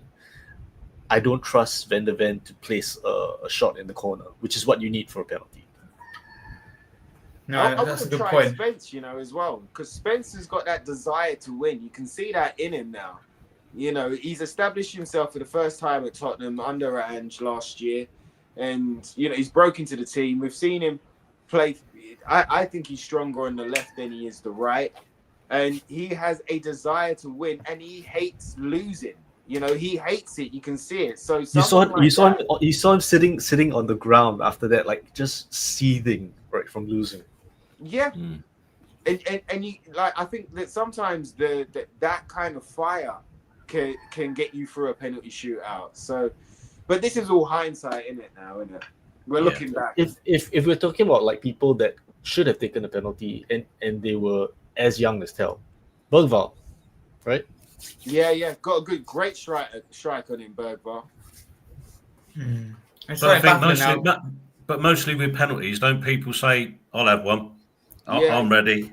Yeah. And we saw at the end of the season, I think, was it the Southampton game where Tell scored a penalty, or was it that one where him and Solanke were saying who's going to have it, whatever? I know he's got the confidence. Look, it's just one of those things. It's one of those things, and so I wouldn't hold it against him anyway. And the point I make is that a young player that has confidence to take penalties, they may be wrong, or you may have Gareth Bale. Gareth Bale had how many games with us before he won his first game, right? It's very easy to look at a young player and go, oh, he's rubbish. He's never going to succeed. People said that about Kane. People said that about Bale. And if you discount a player that early, you might never see what potential they might have, right? And if they lose their confidence, then you end up, Sessegnon lost his confidence because you could see that there were times he didn't back himself. So I would rather Tel back himself and sometimes fail than to just shrink away and not want to take the penalty, because that's worse, because that means he doesn't have the confidence. So he's 19. He's going to get better. If he doesn't get better, we can sell him. But the point is, it doesn't help to pile on to him, because not everyone is going to be like Brennan Johnson that shuts off his social media account and then goes on a goal scoring streak and ends up our season's top scorer. There's nothing to be gained from jumping on our young players. They don't get better from being shit on necessarily. So I think that the lesson is, don't kill the next potential Kane or Bale. If they're not, we can sell them. But there's no reason to jump on their back now. Good point. I think it's just incredibly frustrating how fans just manage to target the individuals. Do we not see with Brennan, they had to delete, as you say there, all his social media? Was that not a clear enough sign? I just don't get it. The guy is the top scorer last season, and you've got fans going, yeah, well, he's just a tap-in merchant. Well, as far as I can say, it doesn't matter how you score, and you just can't condemn. Listen, we all sit on this panel, we'll have opinions. Even right now, merchant again, ole. Tap-in merchant, ole. Tap-in merchant won us the Europa League, right? So, that's exactly. If you go too early, then what if he went fuck this club and I'm not going to bother playing for them anymore? Then no Europa League, right? So not everyone is going to have the spirit to go, I'm going to keep going anyway. I'm going to delete social media and keep going. Don't restrict us to only having that. Yeah, I've got one other point I'd make on it as well, is there's probably a reason we're all sitting on there talking about football and the rest of them are in teams. So they've probably got a tad more talent at playing football than we either have had or could have had, because they're doing it at the highest level. We're not. So we can have an opinion, but they will achieve, or they have achieved and will achieve far more in football than anybody watching the game. But you know what? For Tell, like, forget the haters, forget the online hate. You know, haters are gonna hate, and you can criticize a player left, right, and center. Okay, cool. But when it comes down to hate and negativity, it's just, and it goes past the line. I think it's too much. But this is a great opportunity, and even though Tell's gonna be feeling it, he's gonna be feeling it right now in this moment. If he's on the coach or on the plane right now, he's going to be feeling it in his gut, even though people are going to be, you know, tapping him on the shoulder and going, "It's all right, mate, it's all right." But it's up to him right now. He can use this as a pivotal moment to go, you know what, I'm going to show all of you. You know, I'm going to do exactly what I need to do, but I'm going to show the league. I'm going to show the champions. I'm going to show the cups. I'm going to show you what I'm about. By the end of this season, because he's seen it in his teammate, as we just saw right there, as we've just been discussing right there. Johnson now has a song in which it's jubilant, you know, in which you can't help but sing it and smile right now, because he had a moment and he came back from that adversity. He rose up from it. He shut it down and he locked himself off, and he said, you know what? I don't need to hear that. What I do need to do is get my head down and get to work. And you know, build myself up to be the man. And look what happened at the end of the season. So Tell has a great example of what to do and how to handle this. But even though it's a gutting disappointment, you know, for him and the team, it's up to him to go, you know what? All right, cool. Playtime's over. I'm here now. Watch. Play me against Burnley. Whenever you play me, watch. And he needs to have that type of effort attitude and go, all right, and cool. Now's the time to kind of implement what I bring to the team on the team. Now's the time to make a difference. And now's the time for me to show everyone what I'm about. Just remember that, like Gareth Bale, you know, was an unlucky charm for a very long time in the Tottenham team before he became a winner in the Tottenham team, you know, just winning a game. The same with Sonny. After Sonny's first year, there were talks where he had to sit down with Pochettino, and Pochettino was like, no, trust me, you're going to be the guy, you know. And he had, you know, he went on to be one of the greatest, if not the greatest legend, you know, we've had in the modern day, you know. So Tell's he's got it in him. He's got it in him to be that guy. He dropped off at Bayern, but you got to remember how young he started at Bayern and what an impact he was making from a very early age. And because of the quality, the high quality in the Bayern team, it was very hard for him to get in, had a couple of injuries, but he's come to us. He does have bags of potential, but it's about now not talking about it as potential. It's about going, I'm going to show all of you. And if he has that could be a great turnaround for him. That could be a great driving force for him to you know, shut the critics up, to shove it down their throat, but also to taste victory at the end of 90 minutes, you know. So it's up to Tell right now and the team, but it's up to Tell right now to kind of take this moment and use it as his motivation to never have a moment like that again, like he had tonight. And I think bearing in mind as well that when, you know, Ange had that confrontation with Fan, Tell was on loan, but he was there like telling. Yeah. Oh. I think we've lost Dustin. That's fine. I know he's talking about Tell's calming down the crowd when they was on Ange's back. He was the one that fronted up at that point. And as when the leadership team went missing, he spoke to the media and was very good. Yeah. 100%. Hopefully we get Dustin back. Fingers crossed. I can't even remove him, so we have to leave him like that, I'm afraid, for now. Looks like he's enjoying the fan, nonetheless. The Mariah Carey fan. Yeah, exactly. Yeah, I love it. Let's go back to the penalties. So we just whizzed through them. So just to recap, people who didn't see it, first Spurs penalty was taken by Solanke and scored.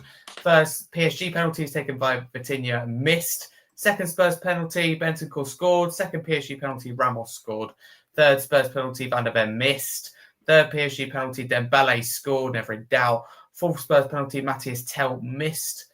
And the fourth PSG penalty, Lee Kang scored. And the fifth Spurs penalty, Porro did score, but PSG's fifth penalty was scored by Mendes to win it in the end by PSG.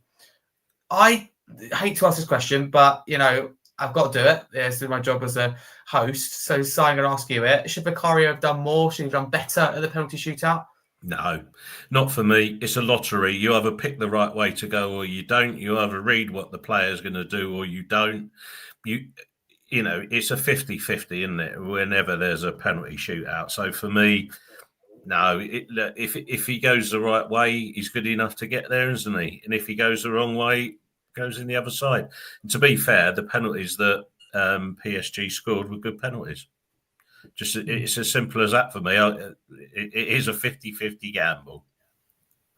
Yeah, no, that's fair.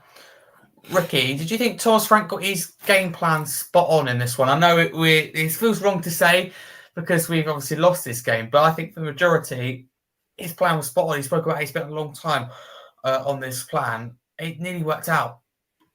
Yeah, we were, 2 minutes away from it working out very, very well. 2 minutes, 120 seconds from it being a master plan. And that's what was exciting for me tonight, to actually see him study, research, implement a plan, dedicate tactics to not only nullifying and frustrating PSG, but also giving us an attacking edge where we were lacking in creativity in a senior level, whether that be Kulu or Maddison or whatever the case may be. Playing Kudus off of Richarlison tonight was a fantastic option to have, and for up until 2 minutes left, mate, it could have been a master plan. It was just that what was the fact that we sat back off and kind of tried to hold on to it for the last 15, and then +6 extra time. They were always. I just felt that as soon as we do that, they was always gonna get through, and they was always gonna make an impact because we gave them so much to worry about up front when we were attacking and when we were nicking the ball in midfield. But having our kind of physicality go off, and even someone like Pap Sarr, having someone like who had a tremendous game today again, having those, him, Paulinho, Kudus go off, Richarlison go off, we definitely lost a lot of strength, power, pace. But the key to Frank's plan, I think that was the biggest thing that we saw. So we couldn't adapt again, we couldn't reshape again with the subs that we brought on. But yes, Harry, we were that close, mate. 2 minutes from it being a master plan. So fingers crossed, this is just the green shoots of the positivity and the good results that can come, come the start of the season. Yeah. Yeah, 100%. Hopefully they do come. So would you say that there are a lot of positives and maybe even the foundations have been set after this performance? Categorically, for me, we've shown what we can do. We've shown we can go toe-to-toe with PSG. We've shown we've got a tactical manager that will set up for teams to counter what they're going to do. Look, where this is all going to end up is that we need to give him the tools via more additions before the window closes for him to be able to do that even more. Look, we've all said it tonight. If you're bringing on, dare I even mention the name, an Eze to replace a Kudos, a similar player as strong on the ball, to hold the ball up, keep the ball, then you're going to get a different result to Tell coming on, with the greatest respect to Tell. And that's not decrying him. That's just a, 27-year-old versus a 20-year-old. a 27-year-old that's an international, a 27-year-old that plays in the Premier League every week, a 27-year-old that's won the FA Cup, however you want to go with it. And the other thing as well is, Solanke, he's just not match sharp. So for me, we've got the groundings to build something from. I'm happy. I was happy with the Frank appointment. I was happy with the team he brought with him, and it's now the focus turns to who as to how this season goes. If I'm quite honest, the focus is firmly on a certain person, isn't it? If anybody disagrees, please say. I don't think they will. I think a lot of us agree with you. Would you say that this has given you confidence, Si? Yeah, Ricky knows this. I'm always confident. I was banging on all last season that we were going to win the Europa League. Look, for me, I've got confidence in a manager that is tactically aware. I've got confidence that we've got a World Cup winner as our club captain now. I have confidence that we fixed the number 6 problem that we've known has been a problem for a very long time. There are other things that we need to put right, but I've got confidence in the coaching staff. I've got confidence in, we've got 2 good goalkeepers, in my opinion, both different, but we've got 2 good goalkeepers. We've got good centre-backs. We've got good full-backs, although I think we need one more. I think where we are lacking is up front and the number 10. But to put that right, I'd even go so far to say, if we get the right signings, chalk us down for one of the domestic cups next season. I think we'd have a squad good enough to have a good go at one of those. You heard it here first on the 14th of August. How about that? Absolutely. It is the 14th of August now. We're now into the early hours of the morning. So to keep you for so long. Ricky, do you agree that this sends a certain message to Daniel Levy, sends a certain message to the Tottenham recruitment team, the hierarchy, that more needs to be done to add depth, to have those substitutions that come on, as this panel spoke about rightly tonight? I didn't really think about it, but have those players that kind of soften the blow of losing a player, would be through injury, through just normal substitution, because it just feels like for me now we have a good starting 11, but nothing more than that, not world class and not really any good options to come on. I'm not saying we do have any, we're not saying they're bad options, but we could do better, couldn't we? Absolutely. And if you're going to have, I think tonight's a great example of why you can back someone like Frank. If you're going to get rid of a Europa Cup winner in a manager, then you better back the guy that you bring in. And from what I've seen already in pre-season, like I say, I've seen a 4-2-3-1 and tonight a 5 at the back system. And if you give him the tools to work with, then it's going to be successful. Like you said there, if Kudus is coming off and Eze comes onto the field, my goodness, it gives them more things. So it would have given PSG more things to worry about, or if we had a Savinho to come in and we switched it to a 4-2-3-1 and brought in a winger, my goodness, we've got so much more for them to worry about, and that would have kept us up the field and away from our goal. And that's what we've done so well for 70 minutes, is that because they couldn't get past us and we was breaking on them left, right and centre, we was in their half of the field a lot of the time. For 70 odd minutes, we was in their field for a lot of the time. They was worried about us because we were troubling them physically and with strength and with power, and they didn't like playing against us. So if we could have that type of quality to come off the bench, it's going to make such a difference. And if you're going to do it at any time, now's the time to do it.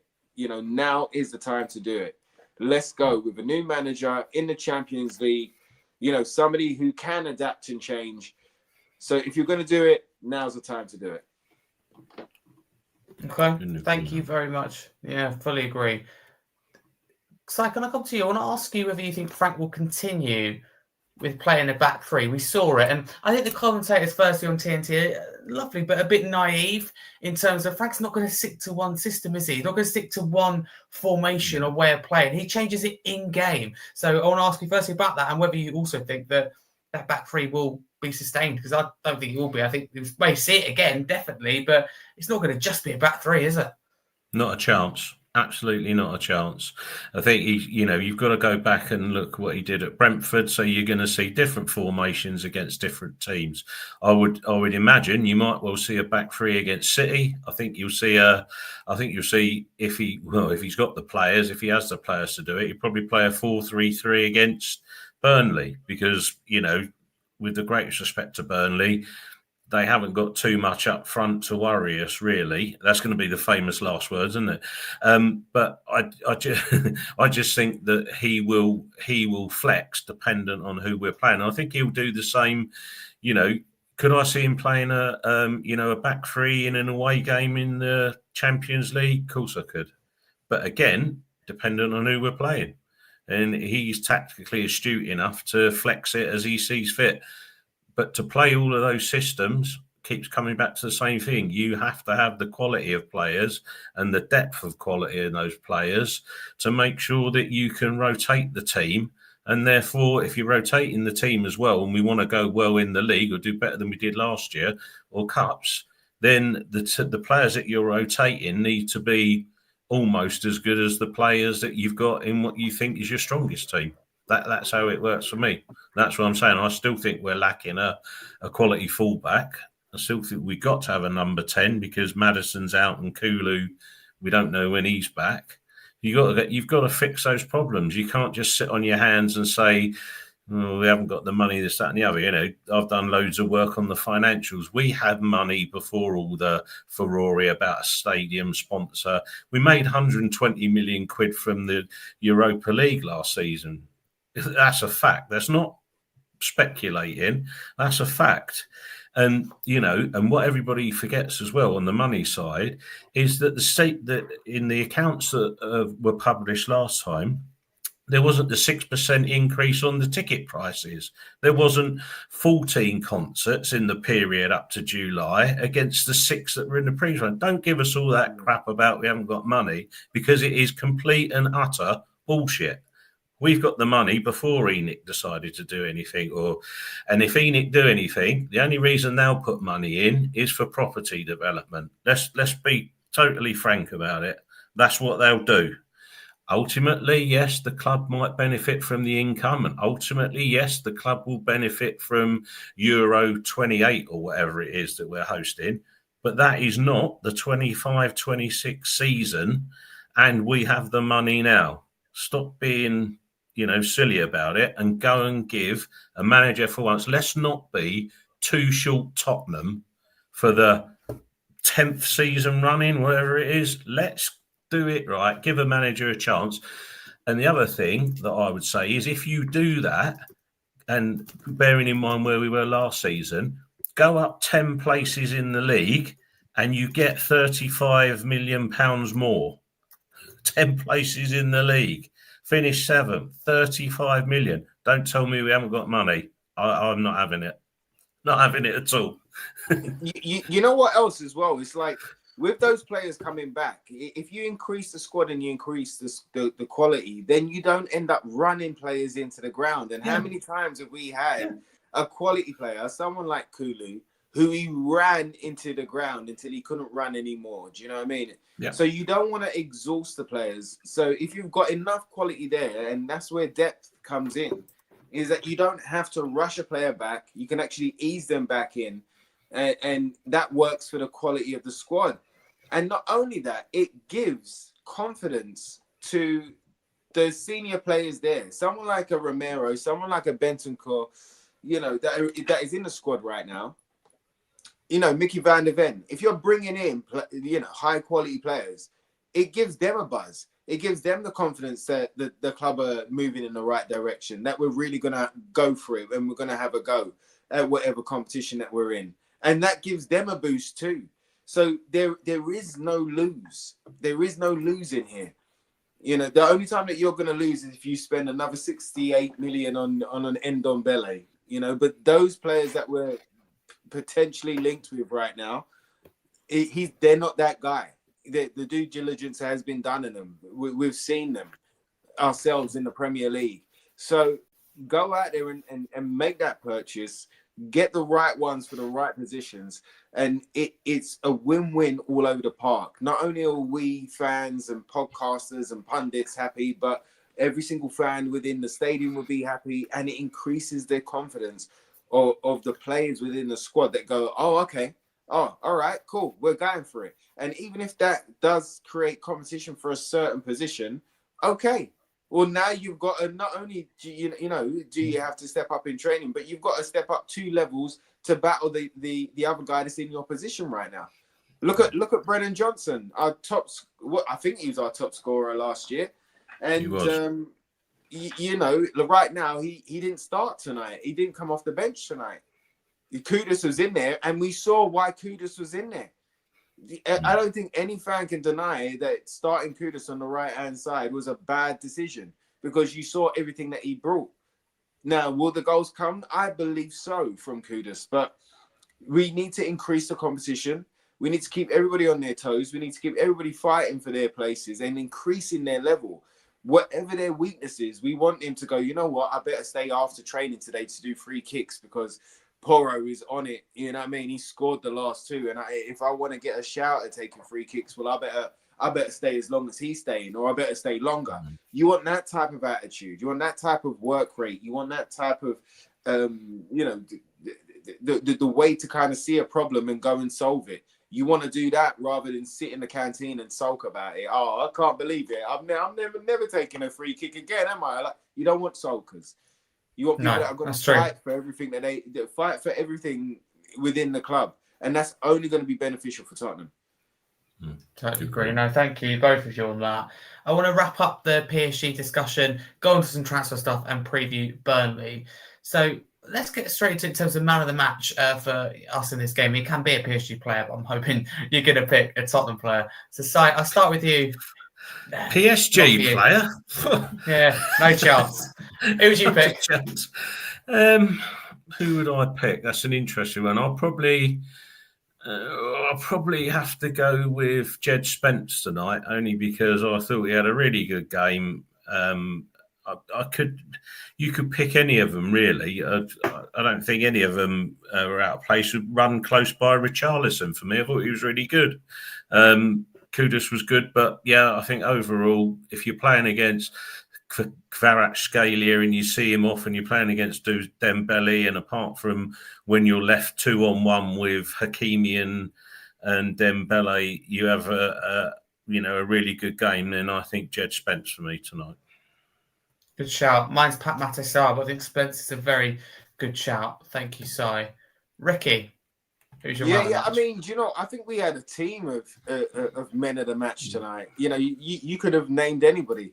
I thought Romero led stallionly. I thought Van der Ven was immense again. Do you know what I mean? Up and down the field, he was everywhere. The way that he shifted over to left back as well to let Spence go. There was so many tactical moves that were happening tonight. Spence, again, like I say, Spence was immense. Pedro Porro on the right-hand side, his crossing ability, his tenacity, his tackling. There was so much that came from him. Pat Matissar, great shout, man, because, he was a man possessed tonight. Bentancur having that 40-yard run. I don't know if you remember that 40-yard run to stop 2 PSG players passing it in between each other, and he got it off for a throw-in, which allowed us time to get back and get organised. It was all over. Kudus was phenomenal in the tackle, in his strength, in using his back to kind of ward players off, the dribble. He created problems all night. And Richarlison, arguably, like I say, one of his strongest games in a Tottenham shirt. We played to his strengths tonight, and he looked really good tonight. Yes, he didn't score, but he was very close. And so it was a positive throughout, mate. It was a positive throughout. So I think it's really tough. I'm going to just give it to the team. I'm going to give it to the team of the 70 minutes. I can't give it to the subs right now, but I'll give it to the team. I'll cop out and do that. Lovely stuff. Very diplomatic. There's quite a few contenders to be fair, and that's what we want. Good headaches we have in as podcasters, for sure, hosts and guests included. Before we get onto Burnley, let's talk about what I've branded very, not much detail, but other stuff, transfers and news. So let's start with Romero being named Tottenham captain, which we had earlier today. Ricky, was this, the expected decision? And do you think ultimately it's the right decision? Yeah, absolutely. You could see that the relationship between Thomas Frank and Romero has been building in training. You can see him always talking, always chatting. He started most of the games as captain going into tonight. So for him to be official captain, now leading us into the Thomas Frank era, I think it's a fantastic choice. He is a World Cup winner. He is a winner wherever he's been. And he does have we know that he has a kind of berserker side in him, but he has a winner's mentality, and he's going to drive standards. And if he's running, you better be running, And can you imagine having to face him for some type of disciplinary? Can you imagine, if Basuma's got to sit down and chat with Romero now about being late? Ooh, I wouldn't want that. He'd just look at you, innit? He'd just look at you and just say, what are you doing? What time are you turning up tomorrow? If training's at 9, you better be at 7:30, sunshine. Do you know what I mean? And you're gonna have to listen. So, but also he demands respect at the same time. So fantastic appointment to lead us in, and fingers crossed he signs a new deal too. Fingers crossed. I was going to ask next, as I will ask that question to you. Do you think this now means that a long-term deal or just some deal, some kind, comes from Romero? Because talking about a player that's expected to leave. Let's be clear. So Frank's done a very good job to retain him. Yeah, but what was he going to leave? Were Madrid twerking for him? We'll never know. Do we need to know? I'm not sure we do. Look, World Cup winner, club captain, sets the standard. He's got drive, he's got energy, everything Ricky said. And if a new contract means that we pay him 300 grand a week, now that our wage bill is well below 100 million and probably only about 30% of our turnover now, pay him 300 grand a week, give him life membership to the Tottenham club or whatever it is, where he gets the gourmet meals every week. Don't care. Give him what he wants, because the bloke's a winner. And every successful team, you want a winner driving you. End of story. I've heard, Si, that he wants a weekly skywalk, put into his contract. So they're negotiating hard over it, but once we get that sorted, absolutely. I reckon Tottenham are exploring this, so they're admiring, and we'll see whether it happens or not. But maybe no pay increase. Tottenham don't have the wage structure. Why don't instead of calling it Spurs Lodge, let's call it the Cuti Romero Recuperation Centre or something. I don't know. Name the training ground after him. Whatever you like. Nice. I don't care. Just keep him there. Absolutely. Come on, sign a long-term deal. But on a serious note, Si, would you say Romero's become more responsible and disciplined, I think is the right word here, since becoming vice captain under Ange? He's done it for the last few seasons. Look, the Chelsea aberration aside, when has he really crossed the line? Do I want a pussy at the back of my team? No. I go back to the days of Graham Roberts. That man would run through brick walls. Romero will run through brick walls. Stevie Perryman run through brick walls. You need one of them in every team. Roy Keane. Go through all the successful teams over the ages, not just Spurs teams.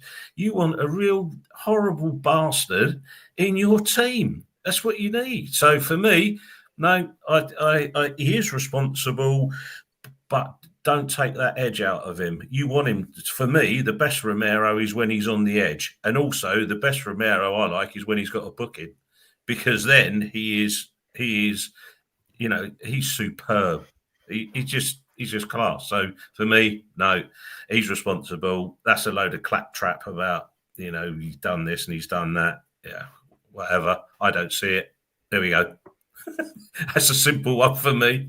That's what I like. No, that's good. Much admire that. Thank you. So I stick with you. Moving to transfers now. If the transfer window closed tonight, this is a question I just thought of now. No Eze and Savinha, let's say. So no more transfer activity, which would be a disaster, by the way. Let me just say that firstly. What would you rate it out of 10? 3. Slow. Why? Well, because the only player that's 2 players have improved us.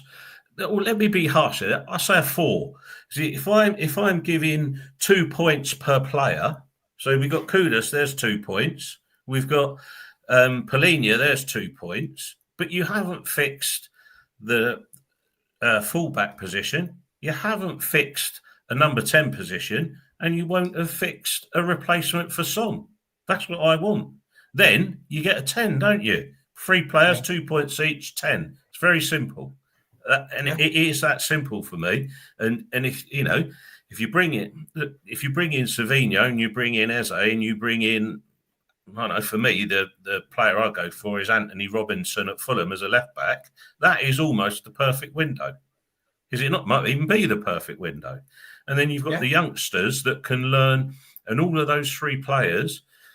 Savinho's got Premier League experience. He's played in the Champions League. Eze, Premier League proven. Anthony Robinson, Premier League proven. You know that if you're rotating a doggy for any match or rotating the pair of them, good as anything. Sorry, I'm sorry to chip in. I just wanted to say that Frank said that he's happy with Ben Davies. I think he pretty much said that he was happy with the fullback options. What do you make of that? Do you think it's maybe a little bit of a bluff? And if he is happy, are you happy with not signing another fullback? I'm personally not comfortable going in with what we got, but if Frank is... No, I'm not. I wouldn't be happy. No, I think you need 4 quality fullbacks. Ben Davies's position now for his national team, and if he goes to another club, will be as a centre-back. He hasn't got the pace and the energy to play as a fullback anymore. It's quite simple. I love Ben Davies to bits. And for me, if he's a sacrificial lamb and just stays at Spurs this season, is a cheerleader and sets the standard for training and everything else, pay him his money. He'll do a good job. Because when you've got, excuse my language, pricks like Basuma who are showing disrespect for the manager and the players and other stuff, one thing you can never say about Ben Davies or anybody else is that they are professionals. Basuma and Ndombele, bunch of tossers. Wasted talent. Sorry, they are. No. As it is, they are. That is, yeah. I mind the honesty again. Sorry. Just how I feel about it. And I would take 10 Ben Davises over 10 Ndombele's every day and twice at Christmas. Good on you. Absolutely. It's not all about the profile of player, because Ndombele's quality, ability is 10 times better. It's about the attitude, mentality, character. Absolutely. But don't let's not come away from the space. If we don't get another fullback, I don't think it's good enough. That's just my view. People can have their view. That's mine. I agree with you. I think you need 4, as you said, real quality fullbacks. We're trying to juggle Super Cup aside 4 big competitions that we want to compete in all 4 fronts. That's the thing. If you sit there, I don't want to get too much into it because it winds me up. But we want to win the Premier League and Champions League. Great. Okay, are we going to change our wage structure, which I know is more ENIC, I get that, to be able to compete with the top 6 clubs? Doesn't look that way. Are we going to be in the conversation for big names? Hoping that's going to change. Eze and Savinha, love to be proven wrong. Hope that does happen. But that's the thing. How are you going to win the Premier League and Champions League? Is it going to be with Ben Davies at left back? Is it going to be with overpaying for players from clubs that often aren't wanted? Like Tell, I'm happy we've got him. Don't get me wrong, but he wasn't wanted by Bayern. They'll keep to shift him out the door. Lots of players that we've overpaid for. And why aren't we in the conversation for big names? That's all I'm going to say. But that's how I feel. But Ricky, can I bring you in on this? If the window closed tonight, no Eze or Savinha, same question to you. Would you rate it out of 10? Would you go higher or lower than size 4? Would you match it? I was with him. I was bang on a 4. But also for all of the reasons that Sai said, it's also our sales. If it was to close tonight and we didn't get out some of the players that we need to get out, then I think that's also a negative too, because You don't want too many people that are not on the same page disrupting that team. And if Basuma's, actions or inaction is started to disrupt the team, well, then, Frank's already made an example of him. He's already held him up to kind of go, look, this is what your, every action has a consequence, and these are the results of your consequence. So it does set a standard for the team, but you don't want too many upset, niggly players around the squad that are, that don't have a chance, but have got a voice in the dressing room. So it's about the sales too. We've still got Brian Hill on the books. We've still got Solomon on the books. Basuma's another one. And I'm sure there's a couple more. But if it was to finish tonight, I would, for the same reasons as Sai, I'd be on a 4. If we get in the things that we need to get in, and Sai was right as well, we always start the season short. There's always 1 or 2 that we should have got, or even in a position. All right, cool. We won't spend 100 mil on that certain player or certain position, but even to just cover it, there's so many times we go in short. There's so many times that the manager has not got the tools to kind of go and do the job that he said that he's going to go and do and wants to go and do, but has not been able to.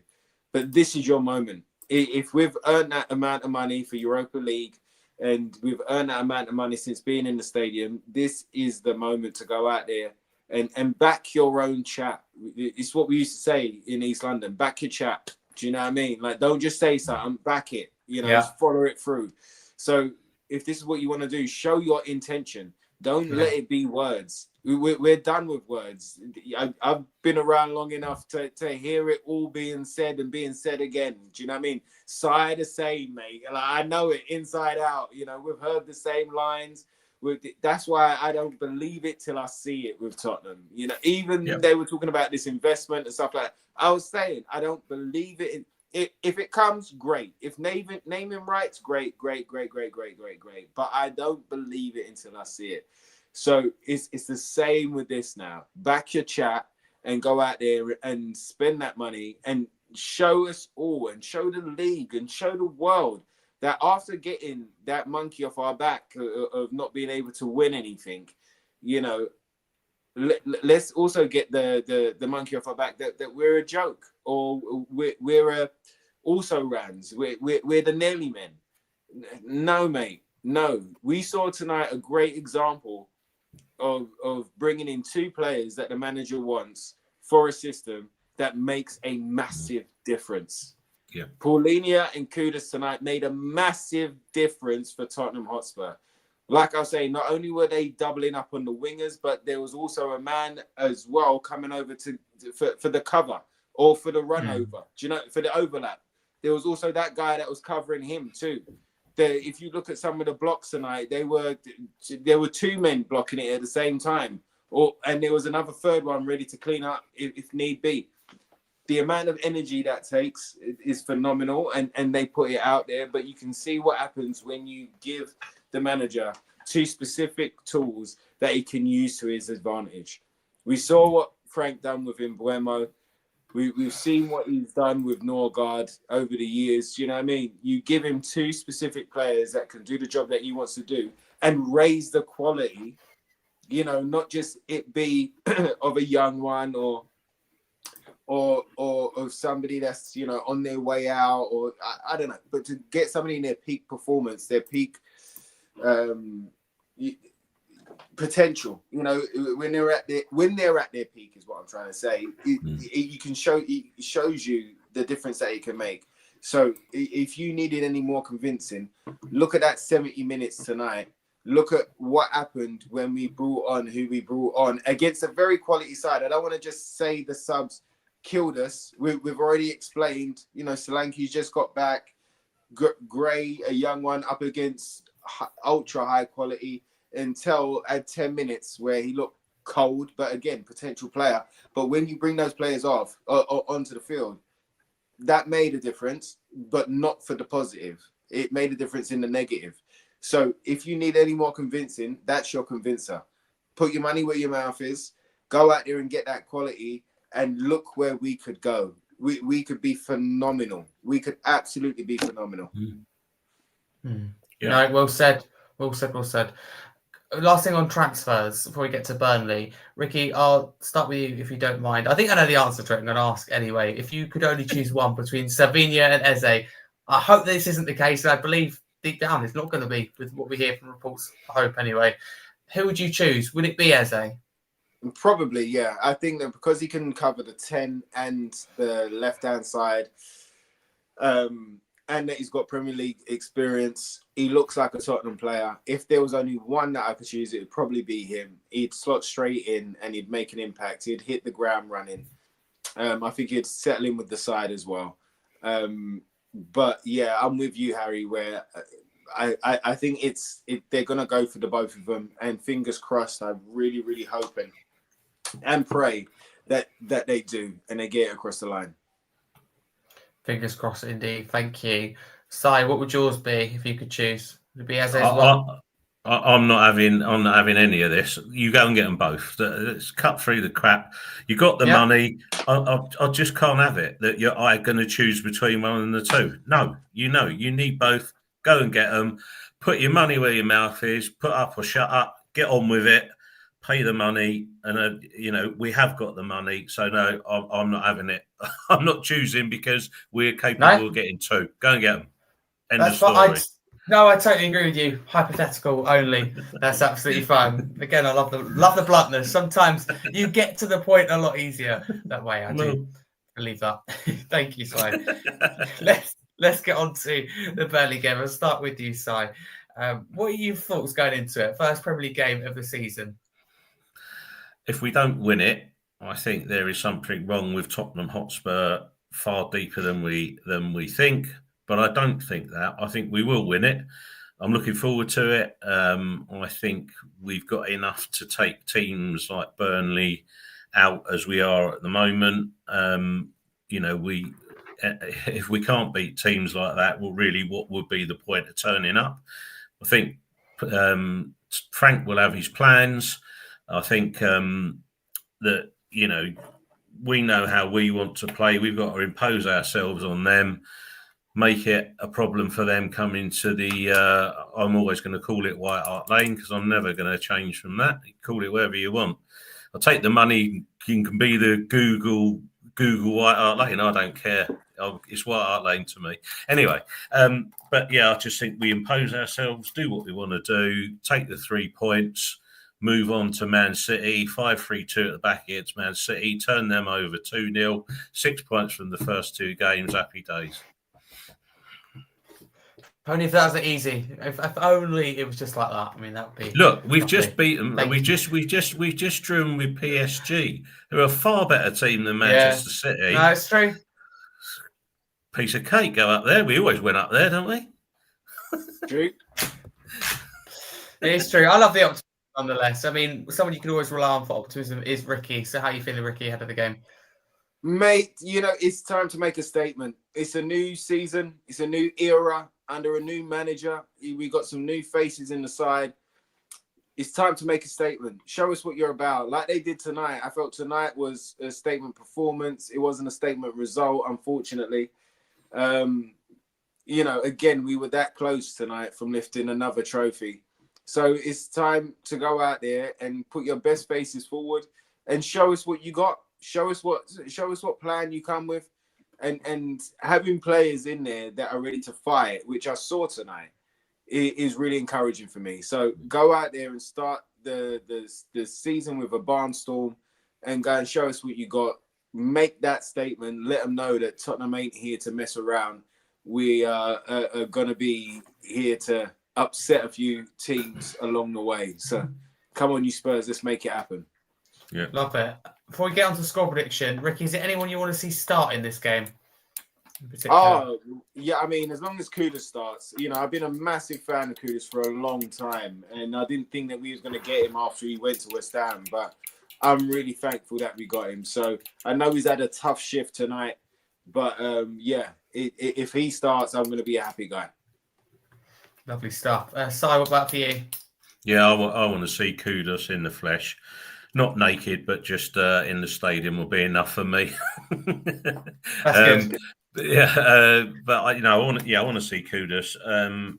If he plays like he did tonight, I'd like to see Richie put in another performance like he did tonight. And for me, the other one as well, if I was going to flip the team a little bit, I'd probably start Odebear on the left, just to give us that little bit of width and penetration. Okay. Other than that, I'd kind of leave it as it were, and then take one of the midfielders out. But that's just how I go. I just want to. I'd like to see us do something proactive against Burnley rather than reactive. So yeah. Lovely stuff. Let's end with some score predictions then. Go on, Si, kick us off. I'm gonna go 3-0 Spurs.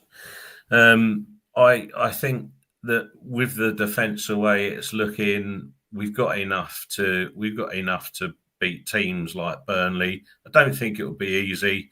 I think we'll have 1 goal in the first half, 2 in the second half, and I think 3-0 win for me. And then I am honestly for the week after against City, I think we'll win 2-1 away. I just think we've got it in us to do it. Lovely stuff. Keep that positive. And by the way, don't forget, Harry, we will have Savinho and Eze by then, so it could even be 4. We're just going to win the league, aren't we? We're just going to beat every team. Well, why do we stop there? Easy. Stroll of the park. Love it. No, thank you, Si. Go on, Ricky. I know you're going to go for a Tottenham win, and rightly so. Always. You know me, mate. Always. I can never do it. Can never, ever back my team to lose. It would just never come out of my mouth. So, I'm going to go with a Tottenham win. And for me, I had 3-0 in my head as well. I was absolutely spot on with Si, mate. It was 1 goal in the first half, 2 in the second. I had the same thoughts and feelings. I promise you. I'm not copying. I promise you. I had the same feeling, bro. We was on the same page there, It's Zen. We was here, mate. We was here. So, yeah, I'm going to go for a 3-0 in exactly the same manner. And, you know what? I'm going to say Richie to score 1 as well. I don't know who else is going to score, but I reckon Richie will score 1. I'll go with it.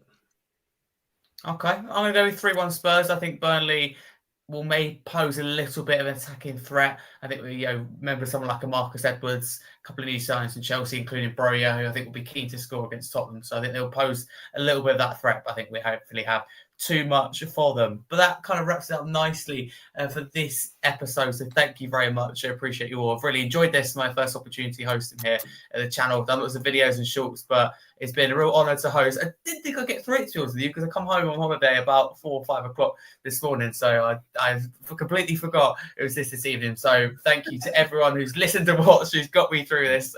Tottenham always make it interesting. Never going to be a simple one. But honestly, I mean it. Thank you so much for watching, for contributing. If you're listening on a podcast platform, please do drop us a follow and a 5-star review. If you're listening on YouTube, big up to you for getting involved. Like and subscribe if you're new. Thank you to Chris Carlin for giving me this opportunity. Big thanks to the panel tonight. Dustin, who's already had to go due to technical issues. We thank him joining so early in the morning from Singapore. Got me moaning here. I mean, that is proper commitment for Tottenham. So big up to him. And also thanks to Ricky and Si. Let's go through though and see where you can find them on social media. We'll start with the wonderful Ricky Norwood. Ricky, what are you up to at the moment, and where can people find you on the socials? My friend, you guys know where you can find me. Firstly, at Ricky J Norwood on Twitter and official Ricky Norwood on Instagram. But yes, it's exciting times, my friend. I've just started a new podcast called Tea Talk and Tottenham with my best friend, and we look back on the last 2 weeks or so of Tottenham. So we're not doing it immediately after a game or anything like that. We're doing it like maybe 2-3 games after. Nice. And we'll look back on that and we'll review it in our own special way. But yes, you can find us at Tea Talk and Tottenham on Twitter, Insta, and on YouTube. First episode dropped yesterday. So thank you for all the love out there that has been sent to us. It's been, we've given it, it's raw. There's going to be plenty of bumps in the road. It's not going to be as smooth as this show. But we're finding our feet. Poor Darren had to upload the show yesterday and he didn't realize how long it took to upload it. Do you know what I mean? He was like, mate, it's been 4 hours and it's on 32%. That is the painful bit. Bro. Yeah. I'm telling you. So we're figuring it out. But yeah, super exciting times. Chatting about Tottenham, of course. So that has just started. But a big up to yourself, Harry. Well done for hosting tonight. You've done a stellar job, bro. You've been fantastic, clear, concise, precise. You've been on the ball the whole way through. And let's send a big shout out to Chris Cowlin as well, who, you know, not only was he at the game tonight, but he had to rush from there to jump on the plane, to get back to London town and to be ready for Tottenham versus Burnley on the weekend as well. You know, the guy never stops. He goes to every single game, from the first team down to the under 16s. He's everywhere and in every club and country around the world. Wherever Tottenham are, he's there. So hopefully he has a safe flight and is ready for the weekend. But yes, it's been fantastic to be on again. Unfortunately, we didn't lift that trophy tonight, but we should have. We absolutely should have. We deserve to. And there are plenty of great green shoots shooting from this new Thomas Frank side. So there's plenty to be positive about, plenty to be excited about. Like you say, if we get the signings in, even more things to be excited about. So let's get it on. And I can't wait until the next one. Thank you very much to you, Harry, to you, Sai, to all you beautiful people around the world. And to Dustin with his Mariah Carey fan. He had to go. He was being a diva. He needed some Eminem. Yeah. You know? Exactly that. Yeah, he had to get out of there. So, yeah, big up to all of you, man. And I look forward to the next one. No, thank you, Ricky, for being part of this. It means a lot. So thank you very much. Big up and well said about Chris Carlin, about Tottenham with the foundations being set as well. Totally do agree with you. And thank you as well for your kind words regarding myself. Si, thank you very much for coming on. Great to have you as part of the panel. I think the first time I've been on with you, and hopefully, you know, be on again soon. Where can people find you on the socials, mate? Well, you can see me, Si the Fox. You can find me on Twitter. I'm always on there moaning about something or other and sharing my opinions as freely as I do. Great to have you on, Harry. I think you've done a fantastic job. Love to the Spurs family. Love to the Cowlin brother. He's the top man, and you know the marks that the channel's hitting in terms of the views and that now. It's all down to his hard work, and he is unbelievable. So you know, big love to him. Big love to every Spurs fan around the world. Whether we agree on stuff or not, I love you all. I always will. I always have. And if you see me at the stadium at the weekend, come up and give me a big wet kiss. I'm always open for a bit of love. So yeah, just thanks to everybody. Hopefully everybody's enjoyed it. Stay safe and look after yourselves, and no doubt see you on a stream somewhere. And all I would say is from tonight, in the great words of Ian Jury, reasons to be cheerful. 1, 2, 3. Come on, you Spurs. Absolutely that. No, thank you very much. And thank you, everyone, as I said, for watching. Please follow both Ricky and Si. Check out Dustbin. And big thanks for Chris Cullen. If you want to follow me, you can at Harry Scarfe32 across all socials, football content creator and YouTuber, but proud regular here at Chris Cullen's channel with videos, with shorts. So really enjoying it. I'm going to hop up here and film a few more, but thank you to everyone who's staying up to talk Tottenham. Not the result we wanted, but plenty to take from it, plenty of positives. And I think this Thomas Frank era is just getting underway, and it's going to be very exciting with Kuti Romero, Captain Kuti, at the helm. So thank you very much. And for now, come on, you Spurs. Come on, you Spurs.